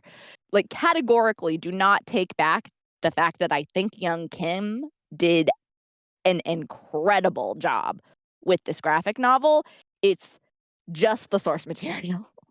Yeah, I completely agree with everything. It's just Twilight is just written a little funky, and I did enjoy this, and not as much as the first one for the same reason. The pacing just was strange. It was But I cool. am still excited to read New Moon Part 1. Oh, I'm sad there's only a Part 1, but yes, we're no, still gonna read it. me too. We're definitely gonna read it, and I'm really curious about where they're gonna chop that one and how that's gonna work. Oh my god, me too. We'll probably read New Moon, the book version, and release some content about that before we get around to doing the graphic novel, just because that kind of feels like the natural order of things. But we are in talks, so that might be sooner than we think. Yes, very excited for that. Do you have any final thoughts on the book? Should we rate it? Yeah, I think let's rate it. I think those were pretty much my final thoughts. I think young Kim did an amazing job, but I just think the source material is a little funky and it is what it is. But I genuinely loved the graphic novel version of this story. I do think, though, that as far as rating goes, then as on my enjoyability scale, I might have to give this one a 4 just because of the pacing issues, which is not Also thinking of the 4. fault of the book or the artist or anything like that. It's the source material, but it does still have to It be a doesn't 4. change the fact that it did detract from the enjoyment, and I was also thinking 4. Yeah. But on the Twilight scale, this was very true to Twilight. It's very Twilighty. It continues to be very Twilighty. It's all honestly almost makes improvements to some like little kind of minor things that was an issue for me. Especially I love the chemistry between Bella and Edward in the graphic novel. I think it's so much genuinely better. I agree. Yeah, I really agree. I think I would give this one 5 on the Twilight scale. Yeah, 5. 5 out of I 5. think that we're both in complete concurrence. I think that as far as enjoyability, graphic novel volume 2 gets a 2, but on the Twilight scale, we give full marks because well done, young Kim. I think this is worth picking up even if it was a little slower, but, yeah. Oh, no, yeah, I definitely would still recommend it. I think that it's definitely like, it'd be hard to recommend on its own, obviously. Like, I think you definitely need to read both volume 1 and volume 2, but I still recommend it overall. Me too. You definitely get some extra stuff that you're not getting in the book or the movie that you do get here, and I'm glad that this exists. And it's so cute. Thank you so much for joining us for another episode. I really hope that you liked this in this format. This reviewing graphic novels has been really fun. We've been liking it, and I really hope that you guys do too. Yeah, thanks for joining us, and we're gonna be back with New Moon soon. Probably the book, but we're definitely gonna get into the graphic novel and the movie and all that more juicy Twilight stuff. So come back, leave us a comment. If you're on Spotify, leave us a rating, and we'll see you next time. Yes, leave us a rating on any podcast player and a comment on YouTube, please. And thank you. Bye. Bye!